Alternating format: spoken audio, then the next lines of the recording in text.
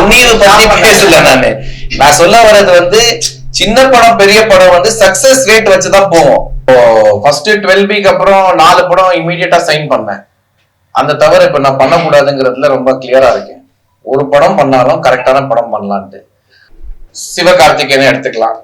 அவர் சாதாரணமா வரல.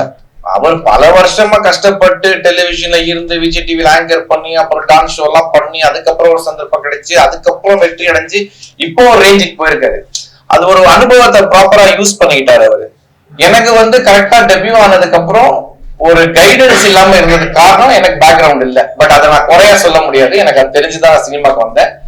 எனக்கு என்ன அப்படின்னா நான் வந்து ஒரு நல்ல நடிகனா ஆகணும், நல்ல ஒரு இடத்துக்கு போய் சேரணும் அப்படிங்கிற மாதிரி தான் வந்திருக்கேன். அது நான் வந்து அது ஒரு ஜேர்னியா தான் பாக்குறேன். அப்ஸ் அண்ட் டவுன்ஸ் எல்லாருக்கும் இருக்கும். இல்ல டவுனா இருந்து அப்பா இருக்கும், இல்லைன்னா அப்பா இருந்து டவுனா இருக்கும். என்னோட ஜேர்னில எப்படி இருந்தாலும் ஐ எம் 1%. நான் ரொம்ப நன்றி சொல்றேன் கடவுளுக்கு. ஏன்னா எனக்கு கிடைச்சிருக்க ட்ரீம் என் கையில கிடைச்சிருக்கிறது வந்து எல்லாருக்கும் கிடைக்காது. பட் இன்ன வரைக்கும் 22 இயர்ஸா 3 லாங்குவேஜ்ல நான் நடிச்சுக்கிட்டு இருக்கிறது வந்து I think it's gift from God and I'm very thankful. இங்க இருந்து நம்ம எடுத்துட்டு போகலாம். வேற சின்ன படம் பெரிய படம்ங்கிறது வந்து எனக்கு தெரிஞ்சு ரிலீஸுக்கு அப்புறம் தான் சார் முடிவு பண்ணோம். நம்ம சும்மா 100 கோடி எடுத்த படம் பெரிய படமும் கிடையாது, 5 கோடியில எடுத்த படம் சின்ன படமும் கிடையாது. அது ரிசல்ட் என்ன? இப்ப லப்பர் பந்து பெரிய படமா சின்ன படமா நீங்க சொல்லுங்க. ஆனா எனக்கு தெரிஞ்சு அதுதான் மிகப்பெரிய படம். 5 கோடி போட்டு 25 கோடி எடுக்கிறது தான் மிகப்பெரிய ஸ்ட்ரென்த். அதுதான் வந்து பிசினஸ் ஸ்ட்ராட்டஜியா இருக்கும். துணிவு பத்தி பேசல நான் சொல்ல வர்றது வந்து சின்ன படம் பெரிய படம் வந்து சக்சஸ் ரேட் வச்சுதான் போவோம். அதனால கண்டென்ட் ஜெயிச்சிருச்சுன்னா அது பெரிய படம். இன்னைக்கு வந்து லப்பர் பந்து வந்து மிகப்பெரிய படம். ஓட்ட பந்தீங்கன்னா எல்லாம் ஓடணும்ல, ஓட்ட பந்தீங்கன்னா எல்லாம் ஓடணும்ல. ஆமா, விடாமுயற்சி ஒரு படம் இருந்துச்சு, எந்த படமும் வரவே இல்லையே. ஏன் அது சொல்லுங்க. அதுக்கு நான் ஏன் பதில் சொல்றேன்னு தெரியலையே. இல்ல நீ ஃபர்ஸ்ட் நீ ஒரு நிமிஷம், விடாமுயற்சிக்கும் எனக்கு என்ன சம்பந்தம்? இல்ல சார், நீங்க சின்ன படம் இல்ல. எது சின்ன படம் இல்ல? சின்ன படம் இல்ல, லப்பர் பந்து ஒரு சின்ன படம் இல்ல. அது வந்ததுக்கு அப்புறம் வெற்றி பெற்ற அவரு சொன்னது வந்து பெரிய படம் பெரிய படம்னு சொல்லும் போது நான் அவர்கிட்ட என்ன கேட்டேன்னா, சின்ன படமா பெரிய படம் நீ எப்படி வித்தியாசப்படுத்துவேன்னு கேட்டேன். எனக்கு தெரிஞ்சு சக்சஸ் ஆகிறது தான் பெரிய படம். சின்ன படம் இல்லையா? எல்லா படமும் ரேஸ்ல போயிட்டு அதுல வந்து ஜெயிச்சு வருது. ஓகே, அந்த வீட்டுல வந்து அந்த படம் மட்டும் தான் ரிலீஸ் பண்ணாங்க, எந்த படத்தையும் வந்து ரிலீஸ் பண்ண விடல அந்த சைடுல. அதுக்காகவே இது மாதிரி சிச்சுவேஷன் நீங்க மாட்டீங்கன்னா என்ன பண்ணுவீங்க? படங்கள்லாம் அமுக்குறாங்களா இல்லையா அதான் கேள்வி. நடிச்சுக்கிறாங்களா இல்லையா சிறு படங்களுக்கு? அப்படி ஒன்னும் நடக்கல சார். தளபதி படம் வரும்போது அவருக்கு தான் அந்த மாஸ் ஓப்பனிங் இருக்கும். அதே மாதிரி தலை வரும்போது அவருக்கு தான் மாஸ் ஓப்பனிங் இருக்கும். அந்த நேரத்துல ஒரு கஷ்டப்பட்டு ஒரு தயாரிப்பாளர் வந்து ஒரு 4 கோடிக்கு ஒரு படம் எடுத்ததை போய் அங்க போய் போட்டு நான் ஈக்குவலா ஓடுறேன் அப்படின்னு சொன்னாங்கன்னா அது தப்பான விஷயம் சார். அடுத்த வாரமே 10 படம் ரிலீஸ் பண்ணாங்க, சின்ன படங்கள் மட்டுமே. அந்த வீக் வந்து அந்த படம் மட்டும் தான் ரிலீஸ் பண்ணாங்க. சோ அதுதான் இந்த மாதிரி விஷயத்துல வந்து பெரிய பெரிய ப்ரொடியூசர்லாம் வந்து சிறுபட தயாரிப்பாளரை வந்து நசுக்கிறாங்க உடனே. இல்ல சார், நசுக்கிறாங்கிற வார்த்தை தப்பான வார்த்தை. யாரும் நசுக்க முடியாது. உனக்கு அந்த தெம்பு இருக்கணும். ஒரு தயார் இல்ல நான் முடிச்சிடறேன். நீங்க ஒரு கேள்வி கேக்குறீங்க, பதிலுக்கு அப்புறம் பதில் சொல்றதுக்கு முன்னாடி இன்னொரு கேள்வி தூக்கி போடுறீங்க. நசுக்க முடியாது யாரும். அந்த தயாரிப்பாளருக்கு அந்த ஸ்ட்ரென்த் இருந்துச்சுன்னா நான் என் படத்தை வெளியில கொண்டு வருவேன், மக்களுக்கு அதை வந்து பார்க்க நான் வந்து எப்படியாவது உருவாக்குங்கிறது தான் ஸ்ட்ரென்த். இது என்னை அமுக்குறான் அவன் என்னை இழுக்கிறான் அப்படின்னு நீ சொல்லிட்டு இருந்தா நான் நீ ஃபிட் கிடையாது இண்டஸ்ட்ரிக்கு. நீ தெம்பா தெளிவாரு. நீ வந்து ஒரு விஷயத்த நம்புற, நான் அதை தயாரிச்சிருக்கேன், நான் நடிச்சிருக்கேன் அப்படின்னா அதை நான் வெளியில கொண்டு வந்து காட்டுறேங்கிறது தான் நம்மளோட ஸ்ட்ரென்த்தா இருக்கணும். தவிர இவன் என்னை அமுக்குறான் அவன் பிடிச்சி என்னை இழுக்கிறான் அப்படின்னா நம்ம அதுக்காக நம்ம ஃபிட்டு கிடையாது. ஓட்ட பந்தயத்துல நம்ம ஓடுறோம் அப்படின்னா ஃபிட்டா இருக்கணும். இப்படிதானே இருக்க முடியும். வந்திருக்க உங்க எல்லாருக்கும் வணக்கம். இன்னைக்கு நம்ம அஸ்திரம் படம் வந்து 7ஆம் தேதி ரிலீஸ் ஆக போகுது. இந்த படத்தோட தயாரிப்பாளர் நம்ம தனா சார் வந்து இங்க இருக்காங்க, டைரக்டர் அரவிந்த், இந்த படத்துக்கு ஹீரோயினா நடிக்கிற நிரா இங்க இருக்காங்க, ஜீவா ரவி சார் ஒரு முக்கியமான கதாபாத்திரத்தில் நடிச்சிருக்காங்க. இந்த படத்தோட கதையும் திரைக்கதையும் நம்ம ஜெகன் பண்ணியிருக்காரு. இது வந்து நம்ம போன வருஷம் ஒரு ஃபேஸ்புக் மூலமா எனக்கு மெசேஜ் அனுப்பிச்சிருந்து நம்ம அரவிந்த் வந்து இந்த மாதிரி நான் ஒரு படம் டைரக்ட் பண்ண போறேன் சார், அதை நீங்க நடிச்சா ரொம்ப நல்லா இருக்கும்னு ஃபீல் பண்ணி என்னை அப்ரோச் பண்ணாரு. ஃபோன் நம்பர் வாங்கிட்டு ஒரு 3 நாள்ல சந்திச்சேன். சந்திக்கும் போது ஜெகனும் அரவிந்தும் கூட வந்திருந்தாங்க ஆஃபீஸ்க்கு. வந்ததுக்கு அப்புறம் நியூ கமர்ஸா இருந்தாலும் ஃபர்ஸ்ட் கண்டென்ட் என்னன்னு கேட்போம் அப்படின்னு சொல்லி ஃபர்ஸ்ட் கதையை கேட்டேன். கதை கேட்டதுக்கு அப்புறம் ரொம்ப இம்ப்ரெசிவா இருந்தது. ஒரு நம்ம எல்லாருமே நிறைய த்ரில்லர்ஸ் பார்த்திருக்கோம், ரொம்ப ரசிச்சு பார்த்திருக்கோம். இந்த த்ரில்லர்ல என்ன அப்படி வித்தியாசம் அப்படின்னு நீங்க கேட்டீங்கன்னா, எனக்கு தெரிஞ்சு ஒரு ரிவெஞ்ச் டிராமாவை வந்து ஒரு த்ரில்லர் ஃபார்மேட்ல மர்ஜ் பண்ணியிருக்காங்க. ரொம்ப இன்ட்ரெஸ்டிங்கான ஒரு கான்செப்ட், இன்ட்ரெஸ்டிங்கான ஒரு ஸ்கிரீன் பிளே இருந்தது. அதுக்கப்புறம் நான் வந்து எனக்கு இருந்த டவுட் வந்து, அரவிந்த் நீங்க இப்போ யாரோடய ஒர்க் பண்ணதில்ல, இண்டிபெண்டன்ட் ஃபிலிம் மேக்கரா இருந்திருக்கீங்க, but how you going to handle this அப்படின்னு கேட்கும்போது, நிறைய ஷார்ட் ஃபிலிம்ஸ் பண்ணியிருக்கேன் சார். 10 வருஷமா நானும் இந்த இண்டஸ்ட்ரியில நிறைய ஃப்ரெண்ட்ஸோட ஒர்க் பண்ணியிருக்கேன், நிறைய ஷூட்டிங் ஸ்பாட் போயிருக்கேன், நிறைய இடங்கள்ல சின்ன சின்ன படங்கள்ல நடிச்சிருக்காரு. அதுக்கு வந்து காரணம் வந்து ஒரு எக்ஸ்பீரியன்ஸ் கெயின் பண்ணுங்கிறதுக்காக தான் அதை பண்ணியிருக்காரு. அவரோட பேச்சிலே ஒரு விஷயம் எனக்கு கன்ஃபார்ம் ஆயிடுச்சு, ஒரு நல்ல கான்பிடென்டான ஆளுங்கிறது வந்து எனக்கு அதுல தெரிஞ்சிச்சு. அதுக்கப்புறம் தயாரிப்பாளர் யாருன்னு கேட்கும் போது நம்ம தனா சார் அப்படின்னு சொல்லும் போது அவரே சந்திச்சேன்.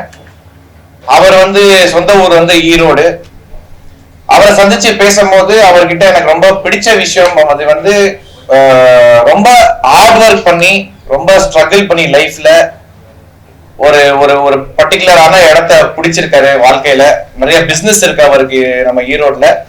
அவர் என்கிட்ட பேசிட்டு இருக்கும் போதே ஒரு விஷயம் என்ன சொன்னாருன்னா, சார் எங்களுக்கு ஒரே ஒரு ரிக்வெஸ்ட் தான், இந்த படத்துல நீங்க நடிச்சா ரொம்ப சிறப்பா இருக்கும். எங்களோட ஒரு ரிக்வெஸ்ட் வந்து, இந்த படம் வந்து கொடைக்கானல்ல ஷூட் பண்ண போறோம். அந்த 30 நாளைக்கு நீங்க ஒரே ஷெட்யூல்ல வந்துட்டு போனா எங்களுக்கு ரொம்ப சௌரியமா இருக்கும், ரொம்ப கம்ஃபர்டபுளா இருக்கும் அப்படின்னு சொன்னாரு. அப்ப நான் கூட எடுத்து சொன்னேன், இல்ல சார் புது டைரக்டர் நம்ம ஒரேடியா 30 டேஸ் போறது வந்து ஸ்பிளிட் பண்ணி 15 டேஸ் போலாம் அப்படின்னு சொன்னேன். இல்ல சார் எனக்கு ரொம்ப பெரிய நம்பிக்கை இருக்கு டைரக்டர் மேலயும் அவங்க டீம் மேலயும், நம்ம ஒரே ஷெட்யூல்ல போயிட்டு அதுக்கப்புறம் மிச்சம் இருக்கிற நாட்கள்ல வந்து சென்னையில ஷூட் பண்ணிக்கலாம் அப்படின்னு சொல்லும் போது எனக்கு ரொம்ப சர்ப்ரைசிங்காவும் இருந்தது, ஷாக்காவும் இருந்தது. என்னடா புது ஒரு ப்ரொடியூசர் இப்படி ஒரு விஷயத்த சொல்றாரு அப்படின்னு கேட்கும்போது அப்புறம் நான் வந்து இது கேட்டேன், எப்படி படம் எடுக்க போறீங்க, ஃபைனான்ஸ் நம்ம இல்ல சார், சொந்த பணம் போட்டு தான் இந்த படத்தை எடுக்க போறேன். நாளைக்கு எந்த காரணத்துக்கும் இந்த படத்தை நிறுத்தக்கூடாது, ஷெட்யூல் பிரேக் ஆகக்கூடாது, பிசினஸ் வந்து நம்ம ஏன் என்னோட கண்ட்ரோல்ல இருக்கணும், நான் விருப்பப்பட்ட மாதிரி இந்த படத்தை நான் ரிலீஸ் பண்ணணும், அதுக்காக தான் நான் என் சொந்த காசே போடுறேன் அப்படின்னு சொல்லி பேசும்போது எனக்கு ரொம்ப சந்தோஷமா இருந்தது. ஆக்சுவலா இவ்வளவு ஒரு நம்பிக்கை வச்சு சொந்த பணம் போட்டு ஒரு படம் எடுக்கிற ஒரு தயாரிப்பாளர் நம்ம சினிமால ரொம்ப கம்மியான ஆளுங்க தான். நிறைய பைனான்சர்ஸை நம்பி தான் இன்னைக்கு தயாரிப்பாளர்கள் படங்கள் எடுத்துட்டு இருக்காங்க. அந்த வகையில படம் ஷூட்டிங் ஸ்டார்ட் ஆகி எந்த இடத்துலயும் பிரேக் ஆகாம அந்த ஷெட்யூல ஒரே ஷெட்யூல முடிச்சு அப்படியே சென்னையில வந்து எல்லாத்தையும் முடிச்சு ஒரு போஸ்ட் ப்ரொடக்ஷன் போய் இன்னைக்கு ஒரு படத்தை கொண்டு வந்திருக்காங்கன்னா அதுக்கு முழுக்க காரணம் வந்து ஃபர்ஸ்ட் ப்ரொடியூசரோட நம்பிக்கை டைரக்டர் மேல. அவர் என்னதான் ப்ரொடியூசரா இருந்தாலும் பணம் போடுறதா இருந்தாலும் but on the set first ஆளா வந்து நின்று எல்லாத்தையும் சூப்பர்வைஸ் பண்ணி ஆர்கனைஸ் பண்ணி ஒரு இந்த படம் நல்லா வரணும், ஒரு புது யங்ஸ்டர் வந்து டைரக்ட் பண்றாரு, அவரும் நல்லா பண்ணணுங்கிறதுனால டெய்லி ஸ்பாட்ல இருப்பாரு. அது எனக்கு ரொம்ப பிடிச்ச விஷயம். ரெண்டாவது அரவிந்த் as a டைரக்டரா, புது டைரக்டரா இருந்தாலும் அவரோட எக்ஸ்பீரியன்ஸ், அவர் வந்து ஹார்ட் ஒர்க் பண்ணி நிறைய எக்ஸ்பீரியன்ஸை கேதர் பண்ணி ஒரு கார்பரேட் கம்பெனில ஒர்க் பண்ணிட்டு இருந்ததை வந்து குவிட் பண்ணிட்டு முழுக்க இந்த படத்தை பண்ணும்போது நம்ம ஃபுல்லா கான்சென்ட்ரேட் பண்ணி பண்ணணுங்கிறதுக்காக அவரோட டீம் ஜெகன், தினேஷ், ஸ்ரீனிவாஸ், அப்புறம் விஜய், பிரசன்னா, இவங்க எல்லாருமே வந்து ஐடில ஒர்க் பண்ணிக்கிட்டோ இல்ல ஒரு சின்ன பிசினஸ் பண்ணிக்கிட்டோ இருக்காங்க. அரவிந்த் பாலாஜி, இவங்க எல்லாருமே வந்து அவங்கவுங்க வேலைகளை விட்டுட்டு நம்ம ஃப்ரெண்டு டைரக்ட் பண்றாப்ல நம்ம அவருக்கு கம்ப்ளீட்டா சப்போர்ட்டா வந்து போய் நிக்கணும் அப்படின்னு சொல்லி எல்லாரும் வந்து அரவிந்த் கூட நின்று சப்போர்ட் பண்ணி, அவங்களுக்கும் சினிமா நாலேஜ் இருக்கு. டோட்டலா இது வரைக்கும் இப்பவும் இங்கதான் இருக்காங்க அந்த ஃப்ரெண்ட்ஸ் எல்லாருமே. அந்த வகையில இப்படி ஒரு ஃப்ரெண்ட்ஷிப்பை நான் புதுசா என் வாழ்க்கையில நான் சந்திக்கிறேன். ஸோ அரவிந்த் வந்து ரொம்ப லக்கின்னு நினைக்கிறேன் இப்படி ஒரு ஃப்ரெண்ட்ஸ் வந்து அமைஞ்சிருக்கிறது. அதே மாதிரி as a டைரக்டரா நான் ஃபர்ஸ்ட் 2 days 3 days பார்க்கும்போது ஒரு ப்ரொஃபஷனல் டைரக்டர் ஏற்கனவே 2 படம் 3 படம் பண்ண மாதிரி ஒரு ஆர்கனைசேஷனா இருக்கட்டும், காலிங் த ஷாட்ஸா இருக்கட்டும், எக்ஸ்ட்ராக்ஷன் ஆஃப் பெர்ஃபார்மன்ஸா இருக்கட்டும், எல்லாமே வந்து ரொம்ப ப்ரொஃபஷனலா ஹேண்டில் பண்ணாப்ல. அந்த வகையில வந்து எனக்கு ரொம்ப ஹாப்பியா இருந்தது. பிகாஸ் எனக்கும் இது ரொம்ப முக்கியமான படம். ஏன்னா வாரிசுக்கு அப்புறம் எனக்கு திருப்பி ஒரு கம்பேக் மாதிரி இருந்தது வாரிசு. அதுக்கப்புறம் நம்ம ரொம்ப கவனமா படங்களை செலக்ட் பண்ணி நல்ல டைரக்டர்ஸ் கூட ஒர்க் பண்ணுங்கிற ஒரு எண்ணத்துல இருக்கும்போது இந்த படம் அரவிந்த் பண்றதுல எனக்கு ரொம்ப சந்தோஷமா இருந்தது. அதே நேரத்துல ஜகன் இந்த படத்தோட ஸ்டோரி ஸ்கிரீன் பிளே எழுதியிருக்காப்ல. பாக்குறதுக்கு ரொம்ப சுட்டி சின்ன பையன் மாதிரி தெரியறான். பட் பயங்கரமான பிரெய்னி ஃபெலோ. ரொம்ப நாலேஜான பர்சன் அவன். ஆக்சுவலா நிறைய படங்கள் பாப்பாரான்னு தெரியல. ஸ்கிரீன் பிளேல வந்து எந்த டீவியேஷனும் இல்லாம .1 இருந்து எடுத்துட்டு போய் கம்ப்ளீட்டா only what the film requires, what this movie ரிக்வயர்ஸ்ங்கறத ஸ்கிரீன் பிளே பண்ணியிருக்காரு. பொதுவா வந்து காமெடி வச்சுக்கலாம், சாங் ஸ்கிரீன் பிளே டைட்டா இருக்கும். அதே மாதிரி நான் சொன்ன மாதிரி ரிவெஞ்ச் டிராமால ஒரு த்ரில்லர் ஃபார்மேட் அதை மர்ஜ் பண்ற பியூட்டி வந்து ஜகன் இதுல ரொம்ப பியூட்டிஃபுல்லா பண்ணியிருக்காரு. ஒரு அற்புதமான ஒரு மெசேஜும் இதுல இருக்கு. அத வந்து நம்ம நிலால் ரவி சார் ஒரு முக்கியமான கதாபாத்திரத்தை நடிச்சிருக்காரு. அவர் ஏதோ ஷூட்டிங்ல இருக்காரு, இன்னைக்கு வர முடியல. அதுவும் வந்து பியூட்டிஃபுல்லா பெர்ஃபார்ம் பண்ணியிருக்காரு. அந்த மெசேஜ் அந்த படத்துல நீங்க பார்க்கும் போது நீங்க எல்லாருமே அதை ஒத்துப்பீங்க. ஆமா இது உண்மைதான் அப்படிங்கிற இந்த இதுல வந்து மாற்றமே இல்லை. கமிங் டு ரஞ்சித் வந்து ஃபர்ஸ்ட் இதுல நடிக்கிறாரு. நல்ல ரோல், படம் முழுக்க இருப்பாரு. 20 days ஒர்க் ஷாப் பண்ணி ரிஹர்சல் பண்ணி ஸ்பாட்ல டிஸ்கஷன் இருக்கக்கூடாது, எதுவுமே கன்ஃபியூஷன் வரக்கூடாதுங்கிறதுனால அவருக்கும் வந்து ஒரு ஹோம்ஒர்க் எல்லாம் பண்ணி ஒர்க் ஷாப் எல்லாம் பண்ணி கூட்டிட்டு வந்து நான் கடைசியா படம் பார்க்கும் போது யாருமே இது ஒரு நியூ கமரா தெரியல, ரொம்ப யதார்த்தமா நடிச்சிருந்தாரு. So all the best Ranjith for your debut. And of course நம்ம ஜீவா ரவி சாரை பத்தி நான் சொல்லணும்னு அவசியமே இல்லை. எத்தனையோ படங்கள்ல சிறப்பா நடிச்சிருக்காரு. சில படங்கள்ல வந்து சில காட்சிகள்ல வந்து அற்புதமா அவரோட எமோஷன்ஸை வெளிப்படுத்திருக்காரு. அதே மாதிரி இந்த படத்துலயும் அவருக்கு வந்து கொடுத்த ரோலை அவர் அண்டர்ஸ்டாண்ட் பண்ணி ஜேம்ஸ்ங்கிற கேரக்டர் நினைக்கிறேன், கரெக்டா சார்? ஜேம்ஸ்ங்கிற கேரக்டரை பியூட்டிஃபுல்லா புரிஞ்சு அதுக்கு எந்த அளவுக்கு என்ன மீட்டர்ல பெர்ஃபார்ம் பண்ணா டெலிவர் ஆகும் கன்வே ஆகுங்கிறத ரொம்ப அற்புதமா பண்ணியிருக்காரு. அதுல ஒரு எமோஷனல் சீனை வேற ரொம்ப பியூட்டிஃபுல்லா ஆக்ட் பண்ணியிருக்காரு. Thank you Jeeva sir for coming in to this film. கடைசியா வேற யாரும் இல்ல, நம்ம ஹீரோயின் நிரா. இவங்க வந்து டெலிவிஷன்ல இருந்து மாடலிங் போயிருக்காங்க. மாடலிங்ல யூஎஸ்ல எல்லாம் போய் கவர் பேஜ்ல எல்லாம் அப்பியர் ஆயிருக்காங்க. பட் எங்களுக்கு என்னன்னா ஒரு நீ போதும் அப்படின்னு ஒரு மியூசிக் ஆல்பம் லான்ச் ஆச்சு. அந்த லான்ச் ஆல்பம் பார்த்ததுக்கு அப்புறம் தான் நான் அரவிந்த் சார்கிட்ட சொன்னேன், இந்த மாதிரி நம்ம ரோல் நம்ம படத்துக்கு கரெக்டா இருப்பாங்களான்னு பாருங்க. பிகாஸ் நீங்களும் புதுசு, நீங்க புது ஃபேஸுக்கு போறதை விட ஒரு எக்ஸ்பீரியன்ஸ்டான, அதாவது இதுக்கு முன்னாடி மாடலிங் பண்ணிருக்காங்கன்னா கண்டிப்பா ஸ்டேஜ் ஃபியர் இருக்காது, கிரவுட் ஃபியர் இருக்காது, கேமரா ஃபியர் இருக்காது. அதுக்கப்புறம் ஒரு மியூசிக் ஆல்பம் போய் யூஎஸ்ல தனியா அவங்களே ப்ரொடியூஸ் பண்ணி ஷூட் பண்ணி எடுத்துட்டு வந்திருக்காங்கன்னா தட் ஷோஸ் அவங்க எவ்வளவு டெடிகேட்டடா இருக்காங்க, அவங்க எவ்வளவு லைஃப்ல முன்னேறணுங்கிற ஒரு எண்ணத்தோட இருக்காங்கிறத புரிஞ்சுக்கிட்டு அதை நம்ம சொன்னோம். அரவிந்த் சாரும் அதை பார்த்து நம்ம படத்துக்கு இவங்க கரெக்டா இருப்பாங்க சார் அப்படின்னு சொல்லி அவங்க சூஸ் பண்ணி கொண்டு வந்து அஃப்கோர்ஸ் அவங்க ரோலை வந்து அவங்க பியூட்டிஃபுல்லா பெர்ஃபார்ம் பண்ணியிருக்காங்க. My best wishes for Nira. இந்த படத்துக்கு அப்புறம் நீங்க நிறைய படங்கள் பண்ணணும், நல்லபடியா ஃப்ளரிஷ்டா ஒரு பெரிய ஹீரோயின் ஆகணும். And I'm very very happy as an actor to be associated with this team. And கடைசியா நம்ம ஜான் நம்மளுக்கு ஃபேமிலி மாதிரி. நான் எந்த படம் பண்ணாலும் அவருக்கு தெரியாம நான் பண்ண மாட்டேன். எது இருந்தாலும் அவருக்கு டிஸ்கஸ் பண்ணி தான் நான் பண்ணுவேன். பிகாஸ் அவர் ஸ்ட்ரெயிட்டா என் ஃபேஸ்ல வந்து இது நல்லா இல்ல, இது பண்ணாதீங்க, பண்ணா நான் வந்து பேச மாட்டேன் எப்படின்னா கோச்சுப்பாரு.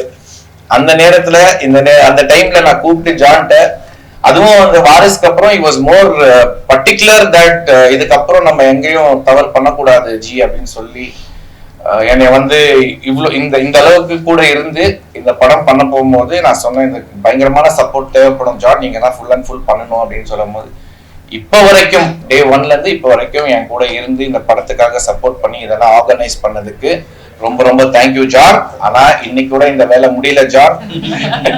மார்ச் 7 முடியாது ஜான். அதுக்கப்புறமா 2 வாரம் வேலை இருக்கும். அதுக்கு என்ன காஷ் கீஸ் ப்ரொடியூசர்கிட்ட வாங்கிக்கோங்க. ஸோ எஸ், ஏன் இந்த எல்லாரையும் நான், ஏன்னா இங்க இருக்கிற எல்லாருமே ரொம்ப பாசிட்டிவான பீப்புள், ரொம்ப நல்ல மனசோட இருக்கிற ஒரு ஹியூமன் பீங்ஸ். ஸோ நான் ஒர்க் பண்ணும்போது ஒரு விஷயம் டெய்லி இருந்தது என்ன அப்படின்னா, எல்லாருடைய பாசிட்டிவிட்டி வைப்ரேஷன் வந்து it was throughout the film. So thank you so much Aravind sir and Dhana sir for giving me this opportunity. And press எப்போதுமே ஒரு சாஃப்ட் கார்னர் என் மேல இருக்கும்.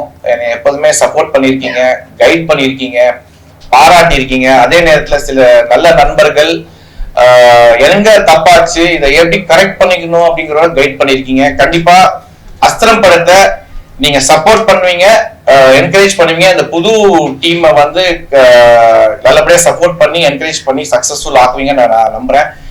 இங்க வந்த எல்லாருக்கும் உங்க எல்லாருக்கும் ரொம்ப ரொம்ப தேங்க்ஸ். தேங்க்யூ.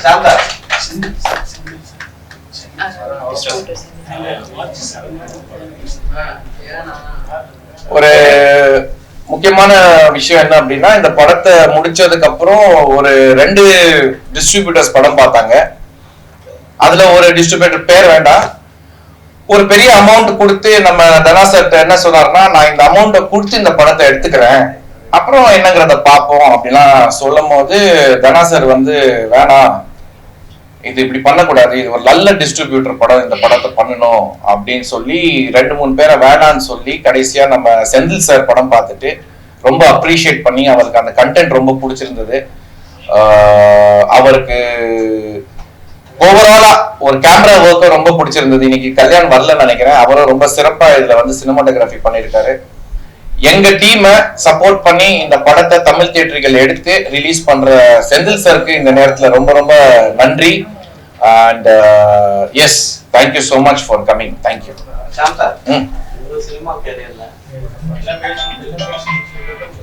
அடுத்தது நம்ம ஜகன் ஆரம்பிக்கிட்டோம்.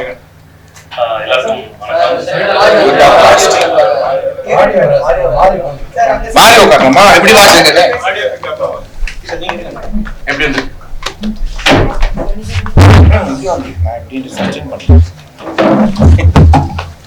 அப்படி மாத்தி மாத்தி ஓகேயா? எல்லாருக்கும் வணக்கம். அஸ்திரம் இது எங்களோட ஃபர்ஸ்ட் படம். டைரக்டருக்காகட்டும் எனக்காகட்டும், ஹீரோயின் மேம், ப்ரொடியூசர் சார், ப்ரொடியூசரோட பையன் எல்லாரும். ஸோ இது ஒரு இன்டென்ஸான த்ரில்லர். ஒரு புதுசாக ஒரு ட்ரை ஸ்க்ரீன் பிளேல பண்ணியிருக்கேன். டேரக்டர் சப்போர்ட்டோட ஷாம் சார் ரொம்ப நல்லா ஆக்ட் பண்ணியிருக்காரு. ஒரு சட்டிலான பர்ஃபார்மன்ஸ் கொடுத்துருக்காரு. ப்ரொடியூசர் கிட்ட இருந்தும் அவரோட பையன் கிட்ட இருந்தும் ரொம்ப பெரிய சப்போர்ட் கிடைச்சிருக்கு. ஹீரோயின் மேம் ரொம்ப நல்லா ஆக்ட் பண்ணியிருக்காங்க. அவங்களும் ஒரு சட்டிலான பர்ஃபார்மன்ஸ் கொடுத்துருக்காங்க. ஸோ ஹீரோயின்னாலே இந்த கிரிஞ்ச் அப்படின்ற ஒரு விஷயம் இருக்கும், அது இல்லை அவங்க கிட்ட. ஸோ அதனால தைரியமா அந்த படத்தை பார்க்கலாம். ஜீவா ரவி சார் வந்து டேரக்டர்ஸ் ஆக்டர் அப்படின்னு சொல்லலாம். எத்தனை வாட்டி டேக் கேட்டாலும் டேரக்டர் கேட்டாலும் அதை சலிக்காம பண்ணுவாரு. ஸோ அவரும் ரொம்ப நல்ல ஒரு நல்ல ரோல் ஒன்று பண்ணியிருக்காரு. தேங்க்யூ ஸோ மச் சார் உங்களுடைய சப்போர்ட்டுக்கு. அண்ட் மார்ச் 7th படம் ரிலீஸ் ஆகுது. நீங்களாம் பார்த்து சப்போர்ட் பண்ணணும். தேங்க்யூ.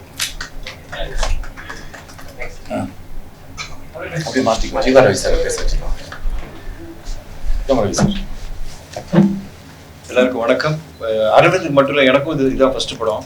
நான் ஒரு படம் அப்படி நினைச்சு போனால் தான் ஏதாவது பண்ண முடியும். அண்ட் ஒருவர் வந்து ரொம்ப சந்தோஷம்னா 2 பக்கம் வந்து 2 பெரிய பெர்ஃபார்மர்ஸ், 2 பெரிய சீனியர்ஸ். ஒன்று ஷாம் சார் இந்த பக்கம், அந்த பக்கம் நெல்லுகட் ரவி சார். பட் ஷாம் சாரோட நடிக்கிறதுக்கு எனக்கு பிளஸிங் இல்லை இந்த படத்தில்.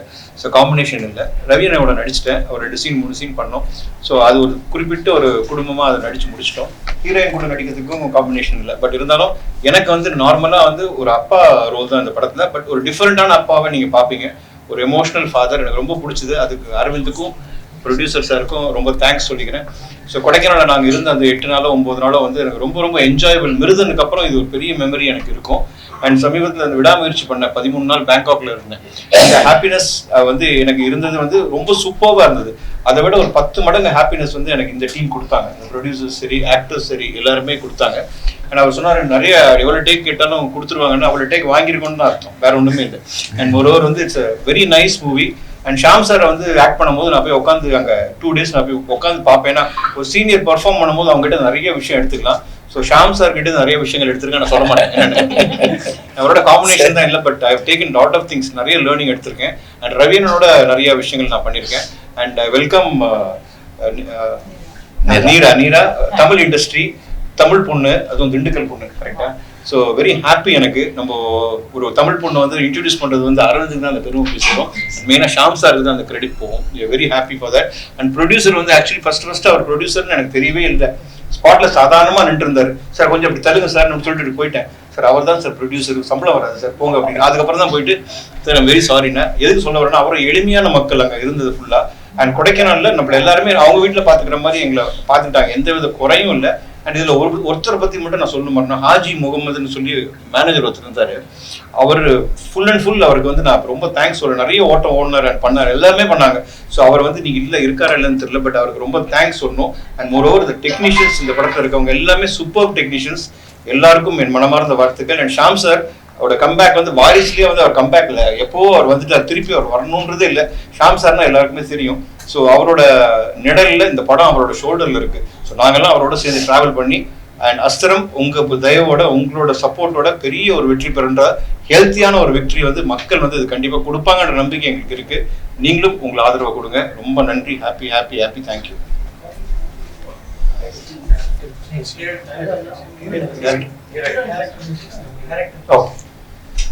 அனைவருக்கும் வணக்கம். என்னோட பேர் அரவிந்த் ராஜகோபால். அஸ்திரம் படத்தை இயக்கியிருக்கேன். மிஸ்டர் ஜெகன் என்னோட தம்பி, அவர் தான் ஸ்டோரி அண்ட் ஸ்கிரீன் பிளே பண்ணியிருக்காரு. இது ஒரு சரியல் மொமெண்ட் மாதிரி தான் இருக்கு. ஏன்னா எல்லார் மாதிரியும் சினிமா ஆசைப்பட்டு முயற்சி பண்ணி ஒரு கார்பரேட் கம்பெனியில் ஒர்க் பண்ணிட்டு பேரலாக ஷார்ட் ஃபிலிம்ஸ் பண்ணிட்டு இண்டிபெண்டன்ட் ஃபிலிம் கிடைக்கிறதெல்லாம் பண்ணிட்டு குட்டி குட்டியாக நடிச்சுட்டு இன்னைக்கு ஒரு இயக்குனராக இந்த இடத்துல உட்கார்ந்துருக்கேன். அதை என்னால் வார்த்தையால் விவரிக்க முடியல இவ்வளோ மீடியா முன்னாடி. ஸோ இது ஜஸ்ட் லைக் தட் தரக்குல ஒரு 10 வருஷம் ஒரு டிராவலுக்கு அப்புறம் முயற்சிக்கு அப்புறம் நடந்திருக்கு.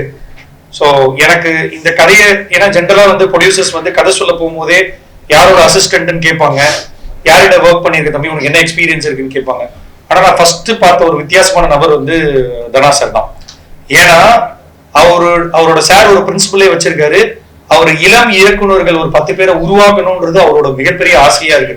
அது எனக்கு தெரிஞ்சு எந்த ப்ரொடியூசரும் இப்படி எனக்கு தெரிஞ்சு நான் சொல்லி கேள்விப்பட்டதில்லை. என்ன எக்ஸ்பீரியன்ஸ் இருக்கு, நீ படம் பண்ணுவியா படம் பண்ண மாட்டியான்ற ஒரு கேள்வி இருக்கு. ஆனா சார் அந்த கதையை கேட்டதுக்கு அப்புறம் முழுமையா நம்பி எனக்கு வெறும் ஷார்ட் பிலிம் எக்ஸ்பீரியன்ஸ் இருக்குன்னு மட்டும் தான் தெரியும். அவர் எந்த விதமான என்கிட்ட பெரிய ஷார்ட் பிலிம் காமி உன்னோட ஏதாவது ஒரு 2 சீன் எடுத்துட்டு வா அப்படிலாம் எதுவுமே சார் கேட்கவே இல்லை. அந்த கதையை மட்டுமே நம்பி, நான் சொன்ன கதையை நம்பி, என் வார்த்தையை நம்பி சார் வந்து என்னை நம்பி இன்வெஸ்ட் பண்ணது வந்து என்னை பொறுத்த வரைக்கும் அது ஒரு சாதாரண விஷயம் இல்லைன்னு நான் நினைக்கிறேன் இந்த காலகட்டத்தில். ஏன்னா எவ்வளோ அசிஸ்டன்ட் டைரக்டர்ஸ் பெரிய டைரக்டர்ஸ் கிட்ட ஒர்க் பண்ணிட்டு still they are struggling to get single producer. அந்த ஃபர்ஸ்ட் படம் வாய்ப்பு கிடைக்கிறது எவ்வளவு கஷ்டம்ன்றது இங்க இருக்கிற எல்லாருக்கும் தெரியும். அது எனக்கும் இருந்தது. ஆனா வந்து சார் மூலமா அந்த வாய்ப்பு கிடைச்சி இன்னைக்கு இங்க உட்கார்ந்து இருக்கிறது எனக்கு ரொம்ப சந்தோஷமா இருக்கு. இந்த சமயத்துல சாருக்கு ஒரு மிகப்பெரிய நன்றியை தெரிவிச்சுக்கிறேன். ஸோ அவங்களுக்குள்ளவே அவரோட சன் ரஞ்சித் எல்லாமே இந்த படம் உருவாகிறதுக்கு ஒரு முக்கிய காரணமா என்னை நம்பி இது வரைக்கும் நான் கேட்டதெல்லாம் கொடுத்துருக்காங்க. அதனாலதான் வந்து இவ்வளவு தூரம் வந்திருக்கு. ஸோ அதையெல்லாம் விட எல்லாமே அமைஞ்சிச்சானா ஒரு படத்துக்கு ஒரு ஹீரோ கிடைக்கிறது இன்னைக்கு அதை விட ரொம்ப கஷ்டமான விஷயமா இருக்கு. ஏன்னா சில ஹீரோக்கள் கிட்ட 6 மாசம் கதை சொல்றதுக்கெல்லாம் வந்து ஃபாலோ பண்ணி 6 மாசம் எல்லாம் ஆயிருக்கு அவங்களுக்கு மீட் பண்ணி கதை சொல்றதுக்கெல்லாம். அப்படி இருக்கும்போது நான் வெறும் சோசியல் மீடியால ஒரு அமிச்ச மெசேஜை பார்த்துட்டு சார் எனக்கு ரிப்ளை பண்ணி இமிடியேட்டா 2 நாள் என்னை கூப்பிட்டு கதை கேட்டு ஓகே பண்ணி அடுத்த லெவலுக்கு கொண்டு போனாரு. ஒன்லி சார் அந்த கதை மேல வச்ச நம்பிக்கையும் என் மேல வச்ச நம்பிக்கையும் அதை நிறைவேற்றிருக்க நான் நம்புறேன் சார். சோ இந்த படத்துல வந்து நான் நன்றி சொல்லணும் அப்படின்னா என் பின்னாடி அவ்வளவு பேர் நின்றுருக்காங்க. நான் பேர் சொல்ல ஆரம்பிச்சேன்னா போயிட்டே இருக்கும். ஆனா எனக்கு அவ்வளவு பெரிய சப்போர்ட் வந்து ஏன்னா எனக்கு எந்த வித சினிமா பேக்ரவுண்டும் கிடையாது. ஒன்லி ஒரு ஐடி கம்பெனியை வேலை பார்த்துட்டு ஒரு சினிமா ஆசையில வந்த ஒரு ஆள் தான், நான் சாதாரண ஆள் தான். அப்படி இருக்கிறவனுக்கு கூட வந்து அவ்வளோ பேர் வந்து எனக்கு வந்து என் டைரக்ஷன் டீம்ல வந்து சப்போர்ட் பண்ணியிருக்காங்க. என்னோட அசோசியேட் டைரக்டர்ஸ் எல்லாமே அவங்களுக்கு சினிமா நாலேஜ் இருக்க தவிர அவங்களுமே எங்கேயும் ஒர்க் பண்ணதே கிடையாது. என் கூட ஷார்ட் பிலிம் பண்ண அனுபவம் மட்டுமே. அந்த அனுபவத்தை வச்சு மட்டும் என் கூட அவ்வளோ பேர் வந்து நின்றுருக்காங்க. அவங்களோட உழைப்பு வந்து வார்த்தையால சொல்ல முடியாது, அவ்வளவு தூரம் எனக்கு சப்போர்ட் பண்ணியிருக்காங்க. ஸோ அவங்களுக்கு இந்த சமயத்துல எனக்கு மிகப்பெரிய சாரி ஆல்ரெடி எல்லாரும் பேருமே சொல்லிட்டாரு. அவங்களுக்கு என்னோட மிகப்பெரிய நன்றியை தெரிவிச்சுக்கிறேன். மிஸ்டர் ஜெகன் என்னை நம்பி என் தம்பி கதையை கொடுத்தாரு. அந்த கதையை வந்து நாங்க எல்லாருமே சேர்ந்து முழுமையா வேலை பார்த்து நல்லா பண்ணியிருக்கோம் நம்புறோம். அண்ட் ஜீவா ரவி சார் பத்தி சொன்னாரு. ஒரு டேக் எனக்கு ஸ்டில் டைம் இல்ல, ஒரே டைம்ல 5 ஷர்ட் மாத்தணும், 5 ஷர்ட் மாத்தணும். எனக்கு வேற எந்த ஆர்டிஸ்டா இருந்தாலும் இமிடியேட்டா பண்ணிருப்பாங்களான்னு தெரியல. நின்றுக்கிற இடத்துலயே சட்டையை கழட்டிட்டு 5 தடவை மாத்தினாரு சார். ஒரு அந்த ஷார்ட் முடிச்சோடனே 2 நிமிஷம், அடுத்த 2 நிமிஷம், 5 நிமிஷத்துல டைம் இல்ல, முடிய போகுது கான்செப்ட். ஸோ சார் அதை நான் மறக்கவே மாட்டேன் சார் சீரியஸா. ஏன்னா அவ்வளோ பெரிய சப்போர்ட் எல்லாருமே, நேர்கள் ரவி சாரா இருக்கட்டும், ஜீவா ரவி சாரா இருக்கட்டும், இப்போ ஹீரோயின் பத்தி வருவோம், எல்லாருமே அவ்வளோ பெரிய சப்போர்ட் கொடுத்துருக்காங்க. மேமும் கதை கேட்ட நாள்ல இருந்து இன்னி வரைக்கும் எந்த வித எதிர்பார்ப்பும் இல்லாம இந்த கதையை மட்டுமே எங்களுக்கு முழு ஆதரவு கொடுத்துருக்காங்க நிரா மேம். அவங்களுக்கும் இந்த படம் ஒரு முக்கியமான படமா இருக்கும் நான் நம்புறேன். ஸோ இது இல்லாம எனக்கு பெரிய பக்கபலமா இருந்த சில பேரை மட்டும் நான் சொல்லி முடிச்சுக்கிறேன். என்னோட கேமராமேன் மிஸ்டர் கல்யாண் டிஓபி. இன்னைக்கு படம் ட்ரெய்லர் நீங்க பார்த்திருப்பீங்க. அந்த ட்ரெய்லரோட விஷுவல் கிராண்டியர் கொடைக்கானல். ஏன்னா நான் புதுசுன்றதுனால நான் ஒரு விஷயம் ரொம்ப தெளிவா இருந்தேன். சார்ட்டி ஒரு விஷயம் சொல்லிட்டேன், சார் நான் புதுசு, நான் என் ஃப்ரெண்ட்ஸ் நிறைய கேமராமேன் இருக்காங்க, ஆனா யாரையும் கூப்பிட்டு படம் பண்ண மாட்டேன் சார், ஏன்னா முதல் படம் நான் கரெக்டா பண்ணணும், அதனால கொஞ்சம் எக்ஸ்பீரியன்ஸ் டெக்னீஷியன் தான் சார் போவேன் அப்படின்னு சொன்னதுக்கு சார் அதுக்கான விஷயங்கள் எல்லாமே ஏற்பாடு பண்ணி கொடுத்தாரு. நான் கேட்டது எல்லாமே. Mister Kalyan has did fantastic work. நீங்க ட்ரெய்லர் பார்த்துட்டு உங்களுக்கு கண்டிப்பா தெரிஞ்சிருக்கும். மியூசிக் டைரக்டர் சுந்தரமூர்த்தி, அவர் வந்து ஐரா, எட்டு தோட்டாக்கள், பொம்மை நாகி நிறைய படங்கள் பண்ணியிருக்காரு. அவரும் இந்த படத்துல அவர் கையாண்ட ஆர்கெஸ்ட்ரேஷன், பேக்ரவுண்ட் ஸ்கோர் வந்து ரொம்ப புதுசா இருக்கும். அந்த எக்ஸ்பீரியன்ஸ் வந்து நீங்க ஒரு நல்ல தியேட்டர்ல பாத்தீங்கன்னா ஆடியோவாவே நிறைய ஒர்க் பண்ணிருக்கோம். சின்ஸ் நான் ஒரு டப்பிங் ஸ்டுடியோ பேரலா வச்சுட்டு இருந்ததுனால அந்த சவுண்ட்ல கொஞ்சம் இன்ட்ரெஸ்ட்ன்றதுனால ஆடியோ சைடு பார்த்து வேலை பார்த்திருக்கோம். கண்டிப்பா ஒரு நல்ல டால்பி தியேட்டர்ல இந்த படம் பாத்தீங்கன்னா ஒரு மிகப்பெரிய அனுபவம் கொடுக்கும் நான் நம்புறேன். So and editor mister Boopathi, அவரை பத்தி சொல்லி ஆகணும். ஏன்னா எனக்கு எல்லா வேலையுமே கூட இருந்து இன்னி வரைக்கும் பார்த்து கொடுக்கறது வந்து மிஸ்டர் பூபதி. பூபதி வந்து எடிட்டிங்ல ஒரு பெரிய மேஜிக் பண்ணியிருக்காரு இந்த படத்துக்கு நான் நம்புறேன். ஸோ அவருக்கு இந்த சமயத்துல மிகப்பெரிய நன்றியை தெரிவிச்சுக்கிறேன். இதை தாண்டி இந்த படத்துல ஒர்க் பண்ண எல்லா டெக்னீஷியனுக்கும், mixing engineer mister Anand Ramachandran, so final mix ரொம்ப நல்லா பண்ணிருக்காங்க. இந்த மாதிரி இந்த படத்துல எனக்கு அவ்வளோ பேர் வந்து இது வரைக்கும் கூட இருந்து சப்போர்ட் பண்ணியிருக்காங்க. அவங்க எல்லாருக்கும் நன்றி. அதை விட எங்களால முடிஞ்ச வரைக்கும் இந்த படத்தை வந்து நாங்க எங்க வேலையை சரியா செஞ்சிருக்கோம் நம்புறோம். இனிமே நீங்க பிரஸ் இது வரைக்கும் நிறைய நல்ல படங்களை இது வரைக்கும் நீங்க ஆதரவு பண்ணிருக்கீங்க. அதுக்கு பல படங்கள் உதாரணம் இருக்கு. அந்த வரிசையில கண்டிப்பா அஸ்திரம் படத்தை நீங்க கண்டிப்பா பாருங்க.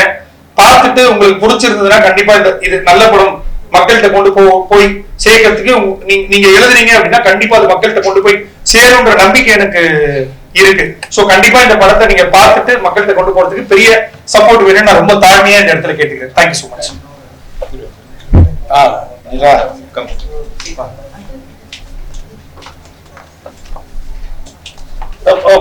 ஜான் சார் விட்டுட்டார், மன்னிக்கவும். எனக்கு ஜான் சார் வந்து நிறைய சப்போர்ட் பண்ணிருக்காரு. சில இடங்கள்ல உரிமையா கூட கோச்சிங் இருக்காங்க. அவரு தப்பா எடுத்துட்டாரு தெரியல. ஆனா ஒரே ஒரு எண்ணம், இது ஒரு இந்த முதல் பட வாய்ப்புன்றது எவ்வளவு கஷ்டம்ன்றது தெரியும். அதை சரியா கொண்டு போய் சேர்த்துணுன்றதுல இவ்வளவு நாள் வேலை பார்த்திருக்கோன்றதுனால ஜான் சார் நிறைய தொந்தரவு பண்ணிருக்கேன் நானு ப்ரொமோஷன் விஷயத்துக்கு. சோ அவரும் எனக்கு இன்னைய வரைக்கும் கோச்சிக்காம அவ்வளவு பக்கபலமா நான் கேட்கறது எல்லாமே ஒரு மீடியா சைட்ல இருந்து பண்ணிட்டு இருக்காரு. சோ இந்த சமயத்துல ஜான் சாருக்கு மிகப்பெரிய நன்றி நான் தெரிவிச்சேன். தேங்க்யூ. எல்லாருக்கும் வணக்கம். ரொம்ப சந்தோஷமா இருக்கு இப்படி ஒரு நிகழ்வுல நான் வந்து உங்க எல்லாரையும் சந்திக்கிறேன் அப்படிங்கிறது. ஹீரோயின் ஆஃப் அஸ்திரம் அப்படிங்கிறது வந்து எனக்கு வந்து ரொம்ப ரொம்ப சந்தோஷமான ரொம்ப பெருமை படக்கூடிய ஒரு விஷயம். பிகாஸ் அந்த ஜேர்னி எனக்கு வந்து இட் வாஸ் நாட் ஈஸி. நிறைய ஸ்டீரியோ டைப்ஸை பிரேக் பண்ணி தான் இந்த இடத்துக்கு வர வேண்டியதா இருந்தது.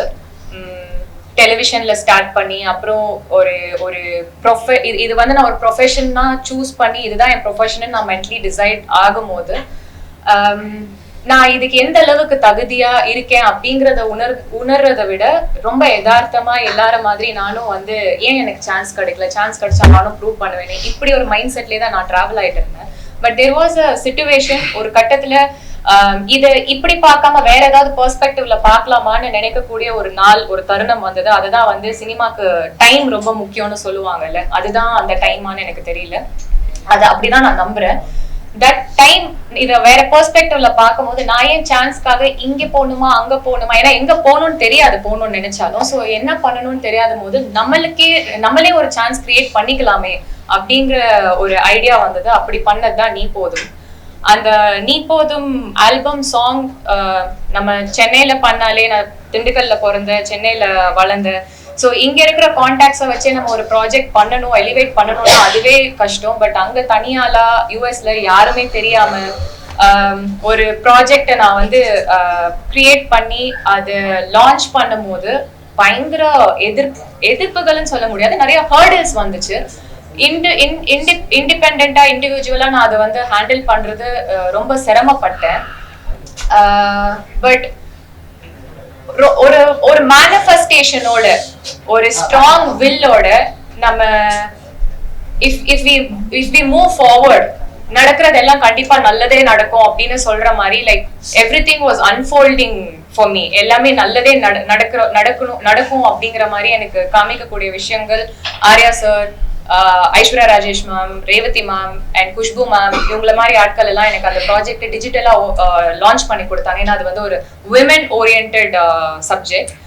And Sham sir, Meena ma'am, Bharath sir இவங்க அண்ட் டைரக்டர் பரத் மோகன் சார் இவங்க எல்லாம் வந்து எனக்கு நேர்ல வந்து எனக்கு அந்த சாங்கை லான்ச் பண்ணி கொடுத்துட்டு ஷாம் சார் வந்து ரொம்ப அப்ரிஷியேட்டிவா பேசினாங்க எல்லாருமே. அண்ட் ஷாம் சார் ஆல்சோ ரொம்ப நிறைய விஷயங்கள் கேட்டாரு.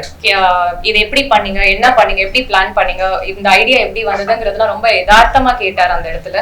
நானும் இதுக்கு எல்லாத்துக்கும் ரொம்ப யதார்த்தமா பதில் சொன்னேன். அவர் வாழ்த்தினாரு, எல்லாரும் வாழ்த்துற மாதிரி இவரும் வாழ்த்துறாருன்னு சொல்லிட்டு நானும் ரொம்ப சந்தோஷப்பட்டு அதோட like I thought like what next அப்படிங்கிற மைண்ட் செட்டோட தான் நான் வீட்டுக்கு கிளம்பி வந்தேன். வித்தின் வீக் ஆர் 2 எனக்கு வந்து அரவிந்த் சார் கிட்ட இருந்து ஒரு கால் வந்தது. என்னோட நீப்போதும் வந்து லேரி அண்ட் டி சீரீஸ் அவங்க கிட்ட தான் நாங்க பிசினஸ் க்ளோஸ் பண்ணியிருந்தோம். லேரி ஆனந்த் சார் அவர் வந்து என்னோட கான்டாக்டை ஷேர் பண்ணிருக்காங்க. இந்த மாதிரி ஒரு படம் நடக்குது, உங்களை ஹீரோயினா நாங்க நிறைய ஹீரோயின்ஸ் பார்த்துட்டு இருக்கோம், நாங்க உங்களையும் உங்களோட ஒர்க்கையும் நாங்க பார்த்தோம், நாங்க உங்ககிட்ட பேசணும்னு நினைக்கிறோம், can you come to the ஆஃபீஸ்ன்னு கேட்டாரு அரவிந்த் சார். ஷோர் சார்ன்னு சொல்லிட்டு மீட் பண்ண. அது வரைக்கும் எனக்கு தெரியாது இது என்ன ப்ராஜெக்ட், யார் ஹீரோ, எந்த டீடைல்ஸுமே எனக்கு தெரியாது. நரேஷன்ல உட்காந்து அங்கதான் நான் அரவிந்த் சாரையும் ஜெகனையும் நேர்ல ஃபர்ஸ்ட் டைம் மீட் பண்ணேன். அண்ட் ஒரு ரைட் டீம் அப்படின்னு இவங்க நம்ம ரைட்டான பீப்புளோட தான் ஒர்க் பண்றோம் அப்படிங்கிறதுக்கு ஃபர்ஸ்ட் நம்ம அப்சர்வேஷன்ல வந்து விழுற விஷயம் அவங்க எவ்வளவு பிளான்டா இருக்காங்க, எவ்வளவு ஆர்கனைஸ்டா இருக்காங்க, எப்படி நம்மள ரிசீவ் பண்றாங்கிறத பார்த்தாலே நம்மளுக்கு புரிஞ்சிடும். அந்த வகையில இவங்க 2 பேருமே நான் அவ்வளோ நல்லா வெல்கம் பண்ணாங்க, அவ்வளோ ப்ரொஃபஷனலா ஹேண்டில் பண்ணாங்க. அண்ட் டைரக்டர் சாரோட அந்த ஜேர்னி இப்ப சொன்னார் இல்லையா, 10 வருஷம் நானும் ஸ்ட்ரகிள் பண்ணிருக்கேன். அவரோட அனுபவங்கள்லாம் வந்து இன்னொரு சக மனிதரை எப்படி நல்ல மாதிரி ட்ரீட் பண்ணணும் அப்படிங்கறத அவருக்கு கத்து கொடுத்துருக்குன்னு நினைக்கிறேன். Thank you so much sir for treating me so well and giving me this opportunity. And இந்த கதையா கேட்கும் போது இந்த கண்டென்ட் எனக்கு ரொம்ப பிடிச்சிருந்தது. என்னோட இந்த ஜேர்னில நான் கத்துக்கிட்ட ஒரு விஷயம், நான் நம்புற விஷயம், ஒரு நல்ல படத்துல ஒரு ஜெயிக்கக்கூடிய ஒரு படத்துல நான் இருந்தேன்னா கண்டிப்பா நானும் ஜெயிப்பேன் அப்படிங்கிற கான்பிடன்ஸ்ல தான் இந்த படத்துக்குள்ள நான் வந்தேன். அண்ட் ஷாம் சார் சொன்ன மாதிரி ஜெகன் வந்து பார்த்ததான் ரொம்ப silent and very young he looks, but thought process wise அவர் வந்து பயங்கரமா எழுதுவாரு. அவரோட இவங்க ஆபீஸ்ல பெர்ஃபியூம்னு சொல்லிட்டு ஒரு இங்கிலீஷ் ஃபில்மோட போஸ்டர் நான் பார்த்தேன். அந்த படம் பர்சனலா எனக்கும் ரொம்ப பிடிச்ச ஒரு ஃபில்ம். அது வந்து சைக்கோ த்ரில்லரோட படம். அதை பத்தி நான் கேட்கும் போதே நானும் ஜெகனும் அங்கேயே கிளிக் ஆயிட்டோம். ஸோ அங்க இருந்தே எனக்கு வந்து ஒரு கம்ஃபர்ட் கிடைச்சிச்சு. Okay, it's a very nice team, I can confidently ஒர்க்குங்கிற ஒரு ஃபீலிங் கொடுத்தாங்க. அங்க லொகேஷன் போனா ஜென்ரலா எல்லாருக்குமே ஒரு ஹெசிடேஷன் இருக்கும்ல, எவ்வளவு கம்ஃபர்ட் இருக்கும், நம்ம எங்க போறோம், அதுவும் அவுட்டோர் டிராவல் பண்ண போறோம், எப்படி நம்ம ஸ்டே பண்ண போறோம், என்னெல்லாம் இவங்க நம்மளுக்கு கம்ஃபர்டபுளா ப்ரொவைட் பண்ணுவாங்கிறது தெரியாது. அங்க போய் பார்த்தா ப்ரொடியூசர் சார் வந்து அங்க ஒரு ஹோம்லி ஆம்பியன்ஸே செட் பண்ணி வச்சிருந்தாரு. I never felt left out anywhere, எங்கேயுமே தனிமையா ஃபீல் பண்ணல, அன்சேஃபா ஃபீல் பண்ணல. அந்த செக்யூரிட்டி தான் எல்லா ஆக்டர்ஸ்க்குமே ரொம்ப இம்பார்ட்டன்ட். ஏதாவது ஒண்ணு குறையுது அப்படின்னா, ஏதாவது ஒண்ணு மிஸ் ஆகுது அப்படின்னா நம்மளுக்கு ஒரு ஸ்ட்ரெஸ் வரலாம், ஒரு அப்செட் ஆயிட்டோம் அப்படின்னா நம்மளால சரியா பெர்ஃபார்ம் பண்ண முடியாது. பட் எனக்கு அந்த மாதிரி எந்த விதமான கஷ்டமும் கொடுக்காம என்ன அவ்வளோ அவங்க வீட்டு பொண்ணு மாதிரி பாத்துக்கிட்டாங்க. அதுக்கு ரொம்ப ரொம்ப நன்றி சார், தேங்க்யூ சோ மச். அவரோட ப்ரொடக்ஷன்ல ஒர்க் பண்றதுக்கு அவ்வளோ கம்ஃபர்டபுளா நான் ஃபீல் பண்ணேன். Then comes Ranjith. ஒரு சின்ன எக்ஸ்பீரியன்ஸ் இருக்கு ஃப்ரம் டெலிவிஷன் டு டுடே அஸ்திரம்ல. ஒரு இன்டர்மீடியட் லெவல்ல நம்மளுக்கு ஒரு பெர்ஃபார்மன்ஸ் தெரியும்னா ஷாம் சார் வந்து பயங்கர அட்வான்ஸ்டு ரேஞ்ச்ல இருக்காங்க.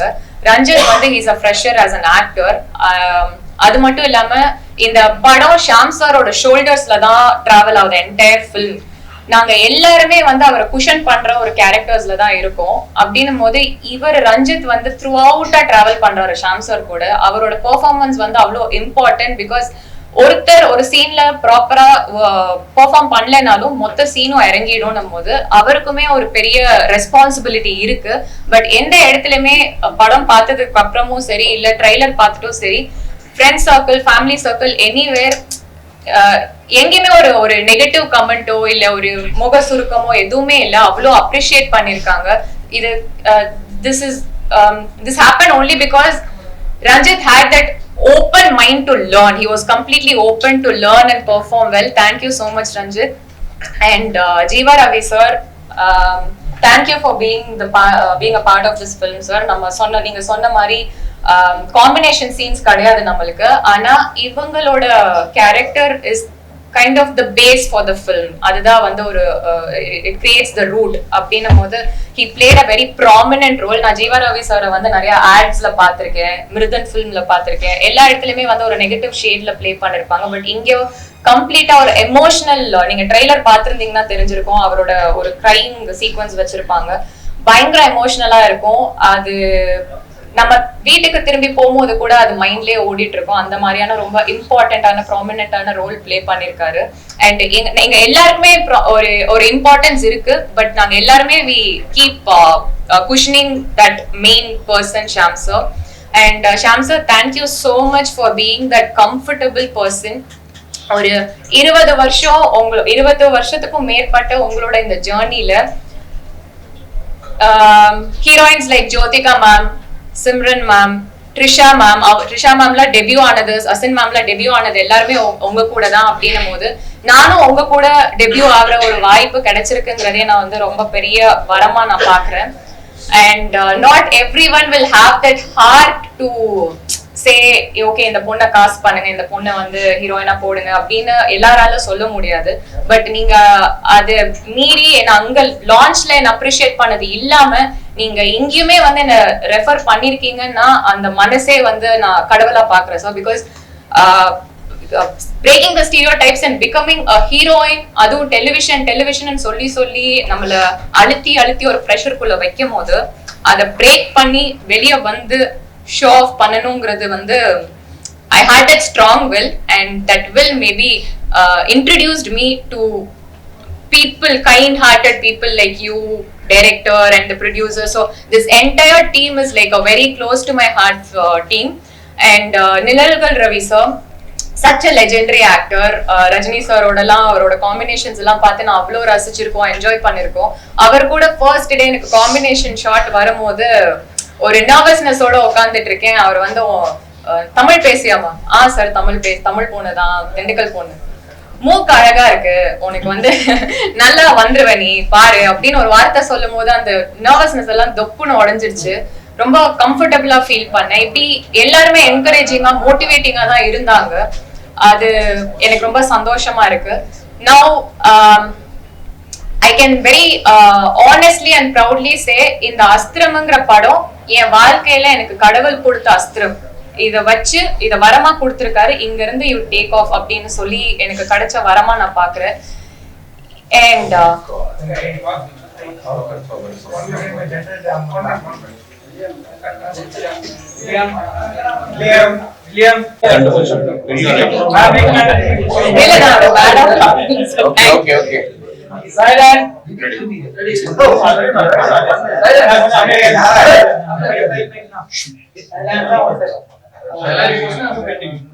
So that's fine. Thank you so much. இதுவுமே வந்து ஒரு கடவுள் எனக்கு கொடுக்கிற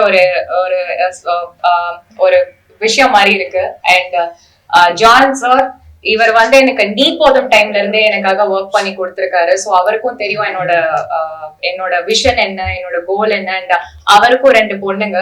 அவர் என்ன பாக்குறது வந்து அவரோட டாட்டர் மாதிரி நீங்க வளர்ந்து வரணும் அப்படின்னு வந்து ஜென்யூனா எனக்காக ஃபீல் பண்ற ஒரு மனிதர். இந்த மாதிரி ஆட்கள் வந்து நம்மள சுத்தி இருக்காங்கன்னும் போதே ஒரு நம்பிக்கையான ஆட்கள் நம்மள சுத்தி இருக்காங்கன்னா நம்ம இன்னும் கான்பிடென்டா மேல வளர்ந்து போயிட்டே இருக்கலாம். அதை நான் ரொம்ப ஸ்ட்ராங்கா பிலீவ் பண்றேன். And as I previously set, நிறைய ஸ்டீரியோடைப்ஸோட கேள்வி கேட்டு நான் என்னோட ஜேர்னியை தொடர்ந்தேன். அந்த வகையில ஈவன் அபவுட் பிரஸ் என்ன நிறைய பயம் கொடுத்துனாங்க. உங்களை பத்தி இப்படி எழுதுவாங்க, அப்படி எழுதுவாங்க, இதை சொல்லுவாங்க, அதை சொல்லுவாங்க. பட் பிரதர்ஸ், ஐ ஸ்வேர் நான் உங்களை ரொம்ப நம்புறேன். உங்க வீட்டு பொண்ணா நினைச்சு ஒரு திண்டுக்கல் டு அமெரிக்கா ஒரு ஜேர்னி நானும் பண்ணிருக்கேன். சோ அங்க இருந்து இன்னும் நிறைய இந்த படம் எனக்கு கிடைச்சிருக்கு. இந்த படத்துல இருந்து இன்னும் நிறைய வளரணும்னு நான் எதிர்பார்க்கிறேன். உங்களோட சப்போர்ட்டோட, ஆடியன்ஸோட சப்போர்ட்டோட, கடவுளோட ஆசீர்வாதத்தோட கண்டிப்பா நான் வின் பண்ணுவேன் நம்புறேன். நன்றி.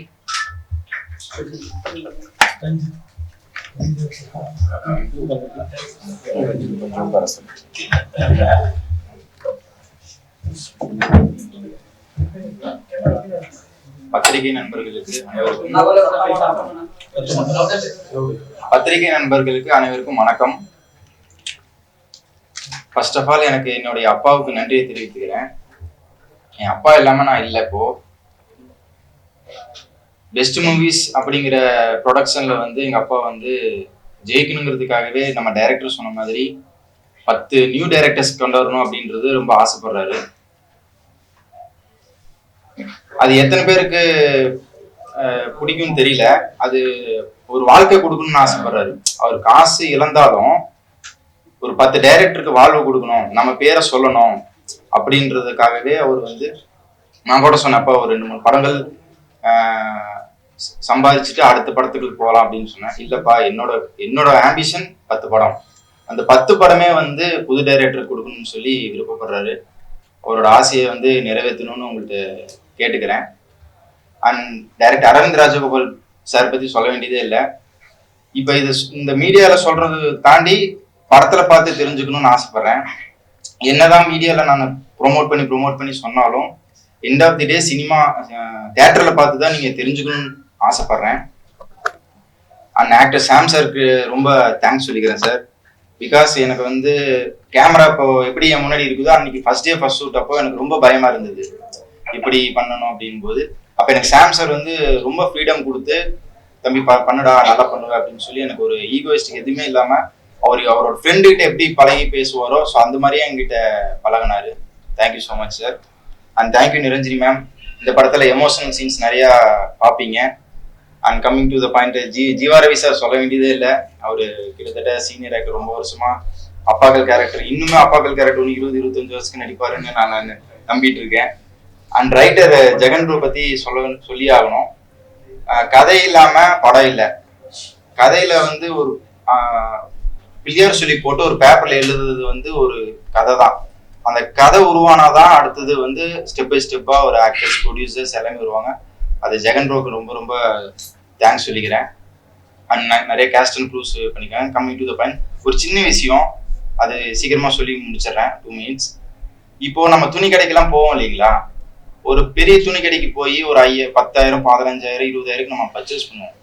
ஆனா அது வெளியே வந்ததுக்கு அப்புறம் பாத்தீங்கன்னா கீழே இருக்கிற சின்ன கடைகள், நிறைய கடைகள் இருக்கும், பார்த்துருப்பீங்க. கொஞ்சமாவது மனசு இருக்கும், ஏதாவது ஒரு 2,000 வாங்கிடலாமா, ஒரு 3,000 வாங்கிடலாமான்னு. அது அந்த மாதிரி வாங்கணும்னு தோன்ற மனசு வாங்கி பாருங்க. அந்த குடும்பத்துக்கு வந்து ரொம்ப ரொம்ப ரொம்ப பெரிய விஷயமா இருக்கும். அவங்களோட ஒரு வாரம், 10 வாரம், ஒரு மாசத்துக்கு அவங்களால சமாளிக்கக்கூடிய பணமா இருக்கும். அவங்களுக்கு ரொம்ப கஷ்டப்படுறவங்களா இருக்கும். அந்த இடத்துலதான் அந்த சின்ன படமா இப்ப வந்துட்டு இருக்கிறது. இந்த படமா அந்த மாதிரி தான் நான் சொல்ல வரேன். பெரிய படத்துக்கு நிறைய கூட்டங்கள் போகுது, அது நல்ல விஷயம் தான். அதே சமயம் சின்ன படங்களுக்கும் ஒரு விதமான கூட்டங்கள் வரும்னு ஆசைப்படுறேன். அப்பதான் அவங்களோட திறமைகள் எல்லாமே வந்து வெளியே வரும்.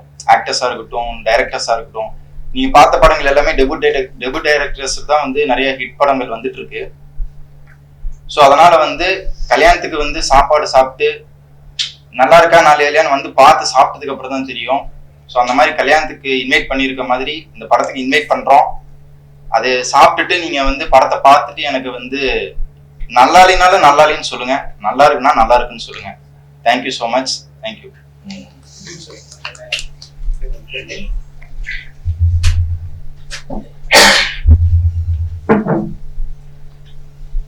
பத்திரிகை நண்பர்கள் அனைவருக்கும் வணக்கத்தை தெரிவித்துக் கொள்கிறேன். ஊர் சொந்த ஊர் ஈரோடு. எனக்கு சிறு வயசுலேருந்தே வந்து சினிமா பார்க்கறது மட்டும்தான் பெரிய ஹாபி. அதை விட வேற சந்தோஷம் நான் எதுவுமே நினைக்கிறது இல்லை. என்ன கஷ்டம் வந்தாலும் சினிமா பார்ப்பேன், என்ன சந்தோஷம் வந்தாலும் சினிமா பார்ப்பேன். எனக்கு விவரம் தெரிஞ்சு பார்த்ததுலேருந்து பெரிய படங்களை பார்க்கறத விட தோட்ட படத்தை அதிகமாக பார்ப்பேன். ஏன்னா அதுக்காக அவன் வாழ்ந்துருக்கிறான், அவன் கஷ்டப்பட்டுருக்கிறான். ஏடா தப்பு பண்ணிட்டாங்கிறத நான் வந்து ஃபீல் பண்ணி பார்ப்பேன். இவங்கெல்லாம் ஏதோ ஒரு காலத்தில் வரணும். ஏன்னா வந்து இங்கே சென்னைக்கு நான் இந்த குறைஞ்சி இந்த 30 நாள் இங்கே இருக்கிறனால நிறைய சின்ன ப்ரொடியூசர் கஷ்டப்படுறாங்கிறது தெரிஞ்சு போச்சு. அதுக்கு மேல சின்ன சின்ன டைரக்டர்கள், கோ டைரக்டர்கள், அசிஸ்டன்ட் டைரக்டர்கள் அன்னாடு உணவுக்கு கூட தடுமாறிட்டு இந்த சென்னையில சினிமா நம்பி வாழ்ந்துட்டு இருக்கிறாங்க. அவங்களுக்கான ஒரு லைன் கிடைக்குதுன்னா எனக்கு தெரிஞ்சு இங்க கிடைக்கிற மாதிரி இல்லை. ஒரு 10-20 பேரை நம்பியே வாழ்க்கை பெரிய ஜாபம் போறாங்க. இதுக்கு நாம வந்து தடை பண்ண முடியாது. ஆனா எனக்குள்ள ஏற்பட்டுட்ட ஒரு மகிழ்ச்சி என்னன்னா, கடவுள் நமக்கு வந்து தேவைக்கான வசதியை கொடுத்துட்டாங்க. எதையாவது ஒன்று சாதிக்கணும் அப்படின்னு சொல்லி நான் சினிமா துறையை இந்த வயசுக்கு மேல நான் தேர்ந்தெடுத்தேன். அதுல ஒரு 10 டைரக்டர்லாம் நம்ம உருவாக்கணும். அதுல வந்து யார் ஜெயிச்சு வராங்களோ அது போதும் அப்படிங்கிற ஒரு நல்ல நோக்கத்தோட நாங்கள் செயல்பாட்டுக்கு இதுக்குள்ள வந்துருக்கிறோம். எனக்கு 2 பையன்.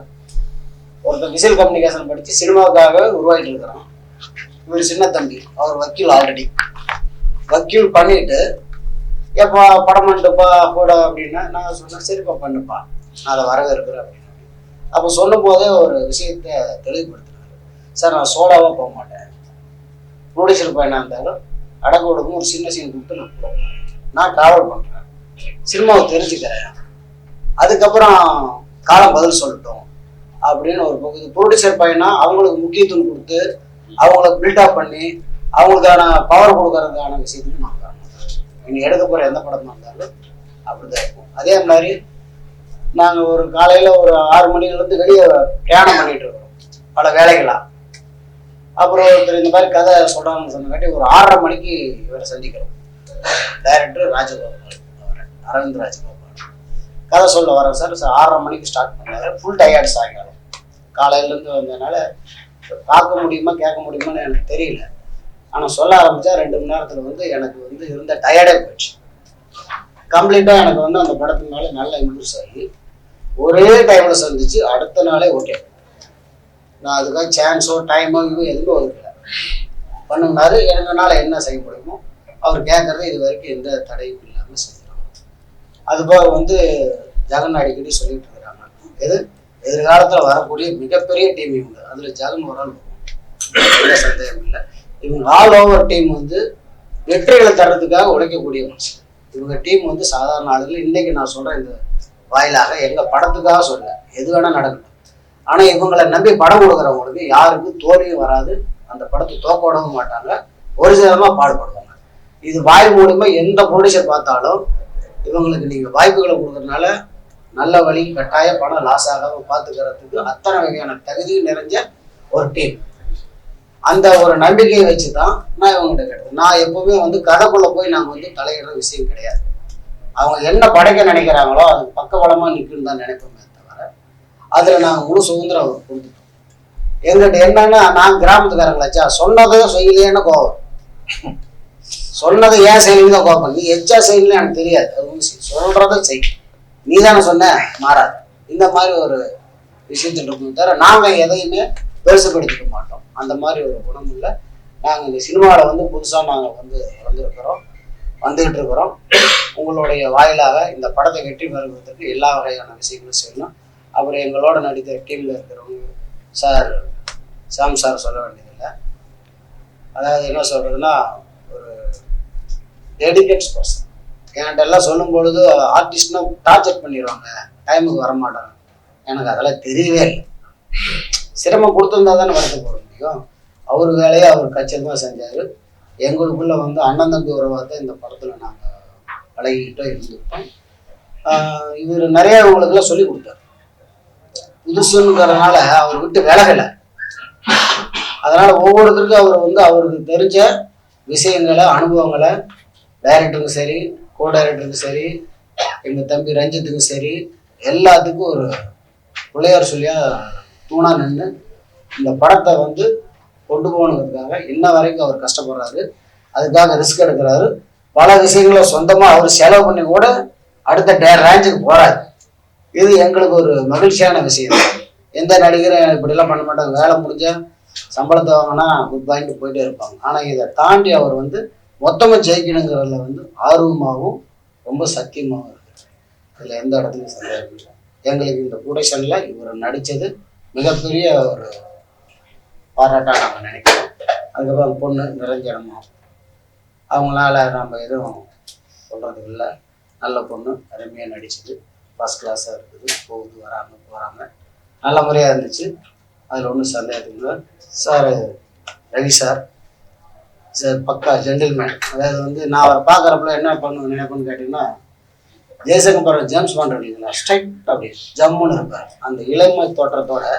ஆனால் கேரக்டர் தான் வயசான கேரக்டர், அப்பா கேரக்டர். ஆனால் அவர் பார்க்கும்பொழுது ஸ்க்ரீனில் வரும்பொழுது அருமையாக வருவார்.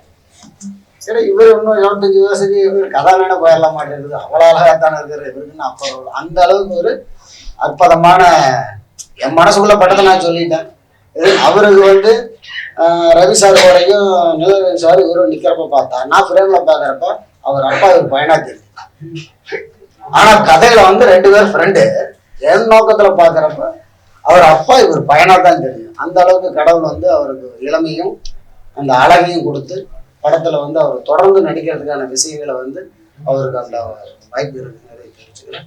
எங்கள் பையன் அடுத்தது சொன்ன பேச்சை கேட்பான், சொல்ற பேச்சு கேட்கணும். எது உங்களுக்கு புரிஞ்சிருக்குன்னு தெரியல. எது வக்கீல் இல்லையா, நான் கொஞ்சம் யதார்த்தவாதி. எனக்கு வந்து ஒரு தடவை பேச தெரியும், 2வது தடவை பேசுனா அதை சரின்றுவேன். அது காரம் பண்ண எனக்கு பிடிக்காது. பிடிக்குதுன்னு சொல்றதா பழக்கம். அது பிடிக்காது அப்படின்னாங்கன்னா விட்டுருவேன். அப்புறம் ரெக்வஸ்ட் பண்ணாங்கன்னா சரின்றுவேன். ஏன்னா அதை வளர்த்தக்கூடாதுங்கிற பாணியில் அடுத்தடுத்த கேரியர் போகுது. அதனால எங்களுடைய ஜேர்னல் இந்த படத்தை வெற்றி பெறதுக்கு உங்களுடைய டிவியின் வாயிலாக எல்லாரும் நல்ல ஒரு ஒத்துழைப்பு கொடுக்கணும். அதை விட பெரிய இன்னொரு இம்பார்ட்டன்ட்னு இல்லை, இப்போ வந்து அவங்களுக்கு ஒரு டீம் இருந்துச்சு. விவாதம் பண்ணக்கூடாது, அட்வொகேட் படிக்க வச்சிருக்கீங்க, அதனாலதான் பிரச்சனை. இன்னொரு என்னோட மொத்தமா அவங்களுக்கும் ஒரு டீம் இருந்தது, எனக்கு இருந்த ஒரே டீம் அஜித். ஒரு பாய் தம்பி தான் எனக்கு கூடயே இருந்தாங்க, ஆஜி. அதாவது வந்து ரொம்ப அருமையான பையன். என்ன சொல்றதுன்னா, அவர் இல்லைன்னா இந்த படத்துல நிறைய பிரச்சனை உருவாயிடும். ஆனா அதை பேலன்ஸ் பண்ணக்கூடிய சக்தி மொத்தத்தையும் அவன் காப்பாத்திருக்கிறான்னா அந்த பாய் முகமது அஜித் தான். என்னோட நிழலா இருந்து, நான் தூங்கினாலும் அவரு தூங்காம இருந்து, நான் சாப்பிட்டாலும் அவர் சாப்பிடாம இருந்து, நான் போக முடியாத இடத்துக்கு அவர் போய் அவ்வளவு வேலைகளையும் இந்த படத்துக்கு வந்து சிறப்பா செஞ்சு இந்த படத்தை வந்து வெற்றி அடைஞ்சுது அப்படின்னு சொன்னா முதல்ல நான் அவருக்கு தான் நன்றி சொல்லுவேன். இந்த கூட்டத்துல வந்து அவ்வளவு ஒரு உழைப்பாளி. காசு பணங்கள்ல 2வது யாரு பர்சன் அப்படின்னு உழைச்சதுல பார்த்தா என்னை தாண்டி போயிருக்கிறார். அவர் ஒரு அற்புதமான மனிதர். அவருக்கு இந்த மீடியின் வாயிலாக நன்றி தெரிவிச்சுக்கொண்டு இந்த படத்தை வெற்றி பெற செய்வதற்கு உங்களுடைய ஒத்துழைப்பிலும் அனைத்து தொலைக்காட்சியிலும் தாறுமாறு கேட்டுக்கொண்டு உங்கள் அன்புடன் நன்றியை தெரிவித்துக் நன்றி.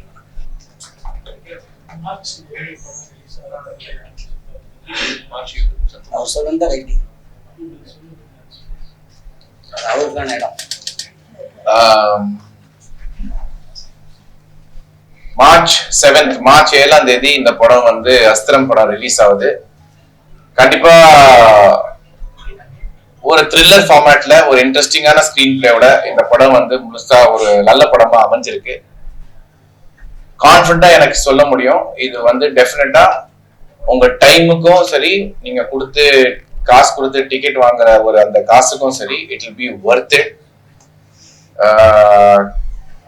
வந்து இந்த படத்தை பார்த்து என்கரேஜ் பண்ணி இந்த யங் டீமை, நியூ கமர்ஸை என்கரேஜ் பண்ணி அவங்களுக்கு சக்சஸ் கொடுப்பீங்கன்னு நான் நம்புறேன். Astram releasing on March 7th. Please watch it in theaters. Thank you. வாரிசுக்கு அப்புறம் ஸ்டார்ட் பண்ற நல்ல புது அப்கமிங் டைரக்டர் பேரு வந்து அஸ்திரம் கொடுத்திருக்காரு. இந்த படம் உங்களுக்கு அடுத்த சினிமா கேரியருடைய பிரம்மாஸ்திரமா கொடுத்திருக்காரா? பிரம்மாஸ்திரமா கொடுத்திருக்காராங்கிறது மார்ச் 7ஆம் தேதி நம்ம ஆடியன்ஸ் அதை சொல்லிடுவாங்க. பட் எனக்கு என்னடானா, ஒரு நல்ல டைரக்டரோட ஒரு நல்ல கதையில நடிச்சிருக்கிற திருப்தி எனக்கு இருக்கு இப்போ.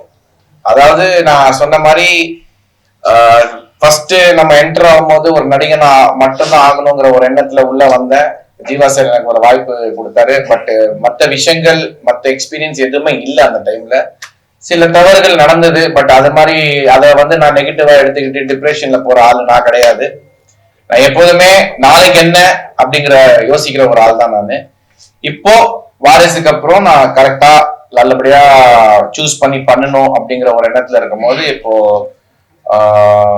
துரை செந்தில் சார் டைரக்ஷன்ல படம் நடிச்சிட்டு இருக்கேன்.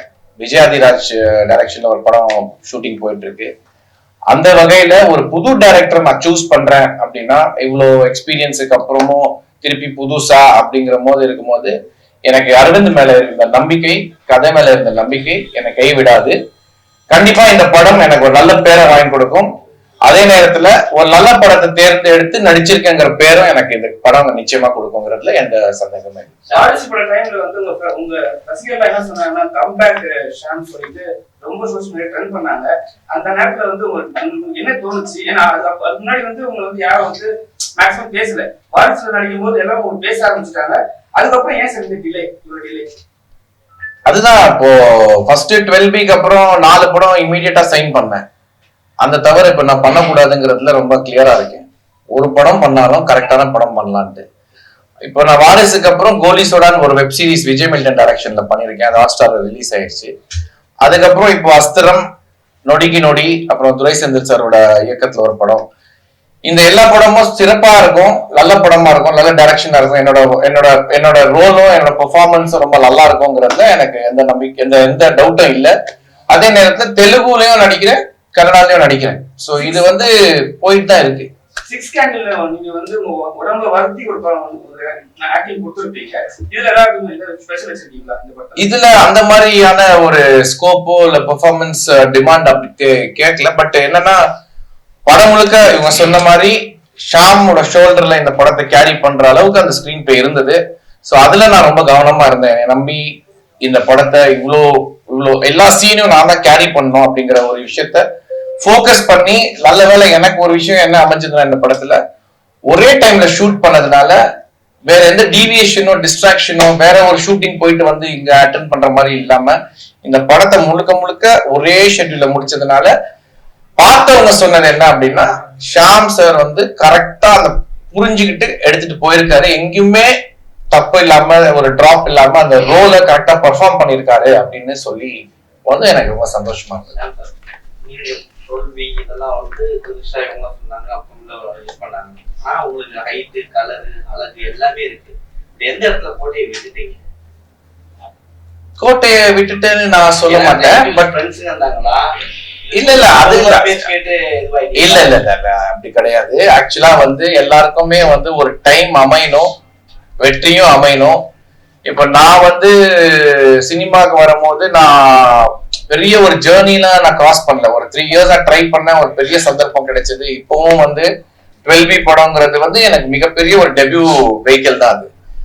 பட் மத்தவங்க நடிகர்கள்லாம் எடுத்து பார்க்கும்போது பாத்தீங்கன்னா அவங்க பட்டிருக்கிற கஷ்டமும் அவங்க கோயிங் த்ரூ ஸ்ட்ரகிளும் பாத்தீங்கன்னா ரொம்ப கஷ்டப்பட்டிருக்காங்க. ஸோ அந்த கஷ்டத்துக்கு இன்னைக்கு சில பேருக்கு, ஃபார் எக்ஸாம்பிள் சிவகார்த்திகேயன் எடுத்துக்கலாம்.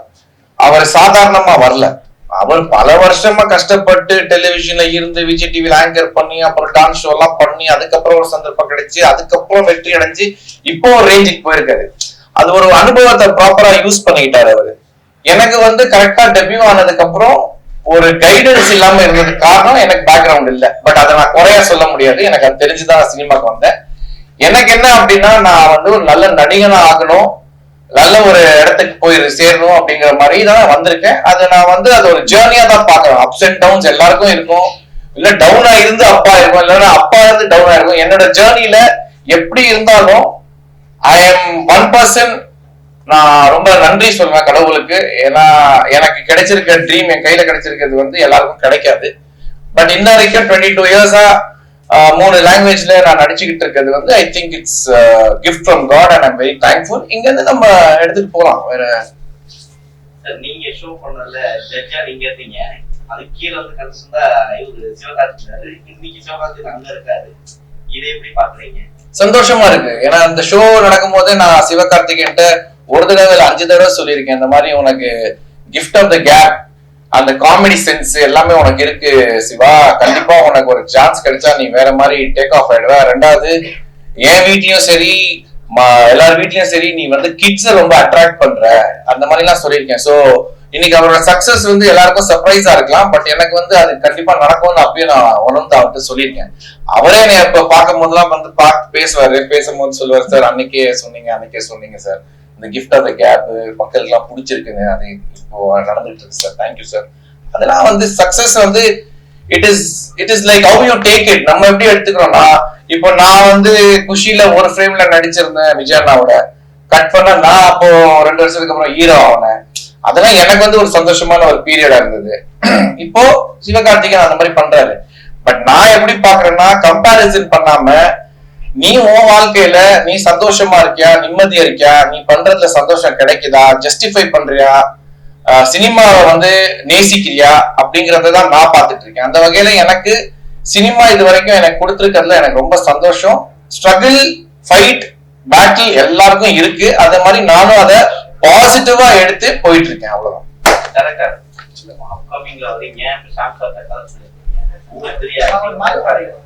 இந்த கதை எல்லாருமே பண்ண கதை தான் தமிழ் சினிமால வரும். நீங்க என்ன ஸ்பெஷலா இத காட்ட போறீங்க? இந்த டைம் டிராவலிங் நிறைய வந்துருச்சு. டைம் டிராவல் இல்ல, இது டைம் டிராவல் கதை கிடையாது. இது கம்ப்ளீட்லி ஒரு கிரைம் இன்வெஸ்டிகேஷன் படம் தான். தமிழ் சினிமால எல்லாமே எடுத்த கதையா தான். நீங்க என்ன ஸ்பெஷலா காட்ட போறீங்க? நீங்க அப்கமிங்ல வரீங்கல்ல, புதுசா காட்டணும்ல, அப்படி காட்டுறதுக்கு என்ன இல்ல, புதுசா சில எலிமெண்ட் இருக்கு. இந்த சர்ப்ரைஸ் எலிமெண்ட் படத்துல கண்டிப்பா இருக்கு. ஆனா அதை என்னால இந்த சமயத்துல ரிவீல் பண்ண முடியாதுன்னு நினைக்கிறேன். நீங்க படம் பார்த்துட்டு நம்ம பேசணும்னா நிறைய பேசலாம் சார். ஏன்னா சர்ப்ரைஸ் எலிமெண்ட் கண்டிப்பா இருக்கு. இது ரெகுலர் கிரைம் த்ரில்லர் பேட்டர்ன்ல இருக்காது இந்த படம். அதை உடச்சிதான் மிஸ்டர் ஜெகன் வந்து ஸ்கிரீன் பிளே பண்ணியிருக்காரு. ஏன்னா நாங்களே எங்களுக்கு அதுல உடன்பாடு இல்லை. ஒரு கொலை நடக்குது, ஒரு ஹீரோ போலீஸ் அவர் இன்வெஸ்டிகேட் பண்றாரு, இல்ல சீரீஸ் ஆஃப் கொலை நடக்குது, அதை கண்டுபிடிக்க ஹீரோ இன்வெஸ்டிகேட் பண்றாரு. அந்த பேட்டர்னையும் நாங்க பிரேக் பண்ணிருக்கோம். இதுல அதை பிரேக் பண்ணி தான் நாங்க முதல் டிஸ்கஷன்லயே சொல்லிட்டோம், ரெகுலர் கிரைம் த்ரில்லர் பண்ணக்கூடாது, அதுல என்ன புதுசு பண்ணலாம் அப்படின்னு பேசி தான் நாங்க பண்ணிருக்கோம். ஆனா அன்பார்ச்சுனேட்லி அந்த பண்ண விஷயத்தை இங்க ரிவீல் பண்ண முடியாதா, ஏன்னா ஆடியன்ஸ்க்கு மிகப்பெரிய சர்ப்ரைஸ் இருக்கு படம் பார்க்கும்போது. அதனால அதை வந்து நம்ம ஃபீல் பண்ணணும்னு நான் விட்டுறேன். அந்த எக்ஸ்பீரியன்ஸ் அவங்க எக்ஸ்பீரியன்ஸ் பண்ணணும்னு ரிவீல் பண்ணாதீங்க, ப்ரொடியூசர் ரிவீல் பண்ணுங்க. அவங்க பையனை கதையில இறக்கி இருக்கீங்க, அது ப்ரொடியூசருக்காகவா இல்ல பையனை போட்டே ஆகணும் ப்ரொடியூசருக்காகவா? இல்ல சார் வந்து அதுல ப்ரொடியூசரே சொன்னாரு, என் பையன் நடிச்சாலும் வந்து முக்கியத்துவம் கொடுக்கணும், போஸ்டர்ல வரணும், நான் டான்ஸர் அதெல்லாம் இல்லாம ரஞ்சித்தே வந்து சின்னதா ஸ்டார்ட் பண்ணி நான் போறேன்ப்பா சினிமாவை கத்துக்கிறேன் அப்படின்னு சொல்லிதான் அவர் ஒத்துக்கிட்டாரு. இது வரைக்குமே வந்து அவர் எந்த விஷயத்துல ஃபோர்ஸ் பண்றாரு, என் பையன் தான் வரணும், என் பையன் தான் இருக்கணும் அப்படி இல்லை. என்ன ரோல் இருக்கோ அதை பண்ணிட்டோம். படம் முழுக்க இது ஒரு ஒரு ஹீரோ ஓரியன்டட் ஃபிலிம் தான். அது ஒரு எக்ஸ்பீரியன்ஸுக்காக உள்ள போய் கத்துக்கோ அப்படிங்கிற மாதிரி அமைச்சிருக்காரு, தவிர ஃபோர்ஸ்லாம் எதுவுமே சார். நீங்க பெரிய ஆக்டரா இருப்பீங்க, ஃபர்ஸ்ட் ஷோல உங்களுக்கு வந்து ஆடியன்ஸ் நல்லா கவர் பண்ணிருப்பாங்க. இப்ப வந்து எப்படி இருக்கும் சரிங்களா? அதுக்கப்புறம் வந்து என்னன்னா, இப்ப பெரிய பெரிய படங்கள் வரும்போது சின்ன படங்களை நசிக்கிறாங்க. அது இல்லாம பெரிய படம் ரிலீஸ் பண்ணும்போது எந்த பக்கம் வந்து வெளியிட மாட்டாங்க. அது இல்லாம வந்து ஆடியன்ஸும் உள்ள போக மாட்டாங்க. சோ இப்ப இந்த காலகட்டத்துல இப்ப சாரி சொன்னாரு நம்ம சின்ன படம் தான் பண்றோம், நீங்களும் அதை ஒத்துக்குவீங்க. சோ இப்ப எப்படி ஆடியன்ஸ் சின்ன படம் பெரிய படங்கிறது வந்து எனக்கு தெரிஞ்சு ரிலீஸுக்கு அப்புறம் தான் சார் முடிவு பண்ணோம். நம்ம சும்மா 100 கோடி எடுத்த படம் பெரிய படமும் கிடையாது, 5 கோடியில எடுத்த படம் சின்ன படமும் கிடையாது. அது ரிசல்ட் என்ன? இப்ப லப்பர் வந்து பெரிய படமா சின்ன படமா நீங்க சொல்லுங்க. ஆனா எனக்கு தெரிஞ்சு அதுதான் மிகப்பெரிய படம். 5 கோடி போட்டு 25 கோடி எடுக்கிறது தான் மிகப்பெரிய ஸ்ட்ரென்த். அதுதான் வந்து பிசினஸ் ஸ்ட்ராட்டஜியா இருக்கும். துணிவு பத்தி பேசல நான் சொல்ல வர்றது வந்து சின்ன படம் பெரிய படம் வந்து சக்சஸ் ரேட் வச்சுதான் போவோம். அதனால கண்டென்ட் ஜெயிச்சிருச்சுன்னா அது பெரிய படம்.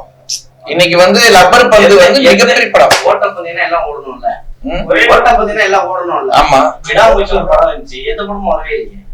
ஏன் அது சொல்லுங்க. அதுக்கு நான் ஏன் பதில் சொல்லணும்னு தெரியலையே. இல்ல நீ ஃபர்ஸ்ட் நீ ஒரு நிமிஷம், விடாமுயற்சிக்கும் எனக்கு என்ன சம்பந்தம்? இல்ல சார், நீங்க சின்ன படம் இல்ல, எது சின்ன படம் இல்ல? சின்ன படம் இல்ல, லப்பர் வந்து ஒரு சின்ன படம் இல்ல, அது வந்ததுக்கு அப்புறம் வெற்றி பெற்ற. அவரு சொன்னது வந்து பெரிய படம் சொல்லும் போது நான் அவர்கிட்ட என்ன கேட்டேன்னா, சின்ன படமா பெரிய படம் நீ எப்படி வித்தியாசப்படுத்துவன்னு கேட்டேன். எனக்கு தெரிஞ்சு சக்சஸ் ஆகிறது தான் பெரிய படம். சின்ன படம் இல்லையா? எல்லா படமும் ரேஸ்ல போயிட்டு அதுல வந்து ஜெயிச்சு வருது. ஓகே, அந்த வீட்ல வந்து அந்த படம் மட்டும் தான் ரிலீஸ் பண்ணாங்க, எந்த படத்தையும் வந்து ரிலீஸ் பண்ண விடல அந்த சைடுல. அதுக்காகவே இந்த மாதிரி சிச்சுவேஷன் நீங்க மாட்டீங்கன்னா என்ன பண்ணுவீங்க? படங்கள்லாம் அமுக்குறாங்களா இல்லையா அதான் கேள்வி. நசுக்குறாங்களா இல்லையா சிறு படங்களுக்கு? அப்படி ஒன்னும் நடக்கல சார். தளபதி படம் வரும்போது அவருக்கு தான் அந்த மாஸ் ஓப்பனிங் இருக்கும். அதே மாதிரி தலை வரும்போது அவருக்கு தான் மாஸ் ஓப்பனிங் இருக்கும். அந்த நேரத்துல ஒரு கஷ்டப்பட்டு ஒரு தயாரிப்பாளர் வந்து ஒரு 4 கோடிக்கு ஒரு படம் எடுத்ததை போய் அங்க போய் போட்டு நான் ஈக்குவலா ஓடுறேன் அப்படின்னு சொன்னாங்கன்னா அது தப்பான விஷயம் சார். அடுத்த வாரமே 10 படம் ரிலீஸ் பண்ணாங்க, சின்ன படங்கள் மட்டுமே. அந்த வீக் வந்து அந்த படம் மட்டும் தான் ரிலீஸ் பண்ணாங்க. சோ அதுதான் இந்த மாதிரி விஷயத்துல வந்து பெரிய பெரிய ப்ரொடியூசர்லாம் வந்து சிறுபட தயாரிப்பாளரை வந்து நசுக்கிறாங்க உடனே. இல்ல சார், நசுக்கிறாங்கிற வார்த்தை தப்பான வார்த்தை. யாரும் நசுக்க முடியாது. உனக்கு அந்த தெம்பு இருக்கணும். ஒரு தயாரிப்பு இல்ல நான் முடிச்சிடறேன். நீங்க ஒரு கேள்வி கேட்கறீங்க, பதிலுக்கு அப்புறம் பதில் சொல்றதுக்கு முன்னாடி இன்னொரு கேள்வி தூக்கி போடுறீங்க. நசுக்க முடியாது யாரும். அந்த தயாரிப்பாளருக்கு அந்த ஸ்ட்ரென்த் இருந்துச்சுன்னா நான் என் படத்தை வெளியில கொண்டு வருவேன், மக்களுக்கு அதை வந்து பார்க்க நான் வந்து எப்படியாவது உருவாக்குங்கிறது தான் ஸ்ட்ரென்த். இது என்னை அமுக்குறான் அவன் என்னை இழுக்கிறான் அப்படின்னு நீ சொல்லிட்டு இருந்தா நான் நீ ஃபிட் கிடையாது இண்டஸ்ட்ரிக்கு. நீ தெம்பா தெளிவாரு. நீ வந்து ஒரு விஷயத்த நம்புற, நான் அதை தயாரிச்சிருக்கேன், நான் நடிச்சிருக்கேன் அப்படின்னா அதை நான் வெளியில கொண்டு வந்து காட்டுறேங்கிறது தான் நம்மளோட ஸ்ட்ரென்த்தா இருக்கணும். தவிர இவன் என்னை அமுக்குறான் அவன் பிடிச்சி என்னை இழுக்கிறான் அப்படின்னா நம்ம அதுக்காக நம்ம ஃபிட் கிடையாது. ஓட்ட பந்தயத்துல நம்ம ஓடுறோம் அப்படின்னா ஃபிட்டா இருக்கணும். இதுதானே இப்படிதானே இருக்க முடியும்.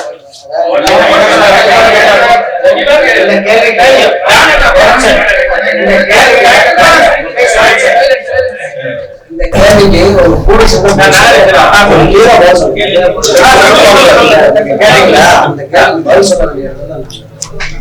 ஏன்னா அது வந்து ஹீரோ அவங்க படம் முடிச்சிட்டாங்க, டேட் அவங்க பண்ண முடியாது. நாங்க தான் வந்து அதுக்கப்புறம் போஸ்ட் ப்ரொடக்ஷன் வேலைக்கு முடிச்சுட்டு எல்லா பிரச்சனையும் சமாளிச்சுட்டு ஒரு இன்வெஸ்டர் வந்து நிற்கிறப்போ இந்த சிக்கல் ஏற்படும். நான் விடாமுயற்சியோட வரேன்னு சொன்னேன். உங்களுக்கு இருக்கா தெரியுங்களா? நான் சொன்னேன் விடாமுயற்சியோட நாங்க வர தயார். நாங்க சின்ன படம் பெரிய படம் நாங்க பயப்படல, அவரு கூட நாங்க வரோம் அப்படின்னு நாங்க டேட் அறிவிச்சோம். எது நான் கேட்டது, எங்களுக்கு தியேட்டர் தரத்துக்கு யார் இருக்கா? முதல் படத்துக்கு எங்களுக்கு முதல் ஷோ தரப்படாது. 6 மணி ஷோ 9 மணி ஷோ 150 தேட்டர் தரேன்னு சொன்னீங்க இல்லையா? எனக்கு விடாமுயற்சியோட கொடுங்க, நான் ரிலீஸ் பண்றேன். அதுக்கு யார் தரல? இந்த சினிமா இண்டஸ்ட்ரியில இருக்கக்கூடிய விஷயங்கள் தான். நான் குறிப்பிட்டுலாம் சொல்ல முடியாது. அப்ப சின்ன ப்ரொடியூசர் வர தயாராயிட்டாங்கல்ல. நீங்க கேட்டீங்களா 14ஆம் தேதி எப்படி பேர் வந்தாங்க? 14ஆம் தேதி வருவாங்க, அந்த முன்னாடி தேதி வர முடியும். அவங்களுக்கு இடம் இல்ல, தரலைங்கிறப்ப அவங்க ரிலீஸ் வந்து இவ்வளவு பாருங்க. 2 வருஷம் வேலை பார்த்துட்டு கோடிக்கணக்குல செலவு பண்ணிட்டு அவர்கள்ட்ட கொண்டு போய் ஒரு ஷோக்கு அந்த படத்தை அரமான வச்சு வர முடியாது. அந்த பயத்துலதான் யாரும் ரிலீஸுக்கு வரமாட்டேங்கிறாங்க. தொடர்ந்து கண்டினியூட்டா இன்னொன்னு என்ன பண்றாங்கன்னா, ஒரு படத்தை பெரிய பெற்ற 15 நாள் ஒர்க் பண்றாங்க, லாக் பண்றாங்க, யாருக்கும் இடம் தர மாட்டேங்கிறாங்க. அப்ப இந்த காரணத்துல ஒரு தயாரிப்பாளர் எப்படி துணிஞ்சு வருவான்? நான் வட்டி வாசிக்கு வாங்காம சொந்த காசை போட்டு வந்தாங்காட்டி போதுறேன், வட்டிக்கு வாசி வாங்கணும் தள்ளிட்டு போயிடும். வர 10,000 போயிருவேன் பயந்துகிட்டு தான் வெளியே போறாங்க, தவிர அவங்கள கண்டு பயந்தாங்க. இதுதான் வந்து சினிமா. Support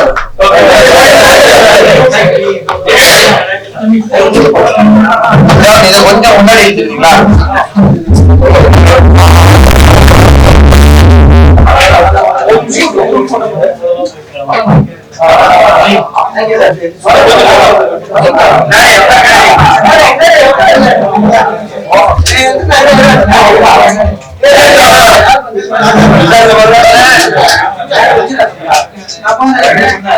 sir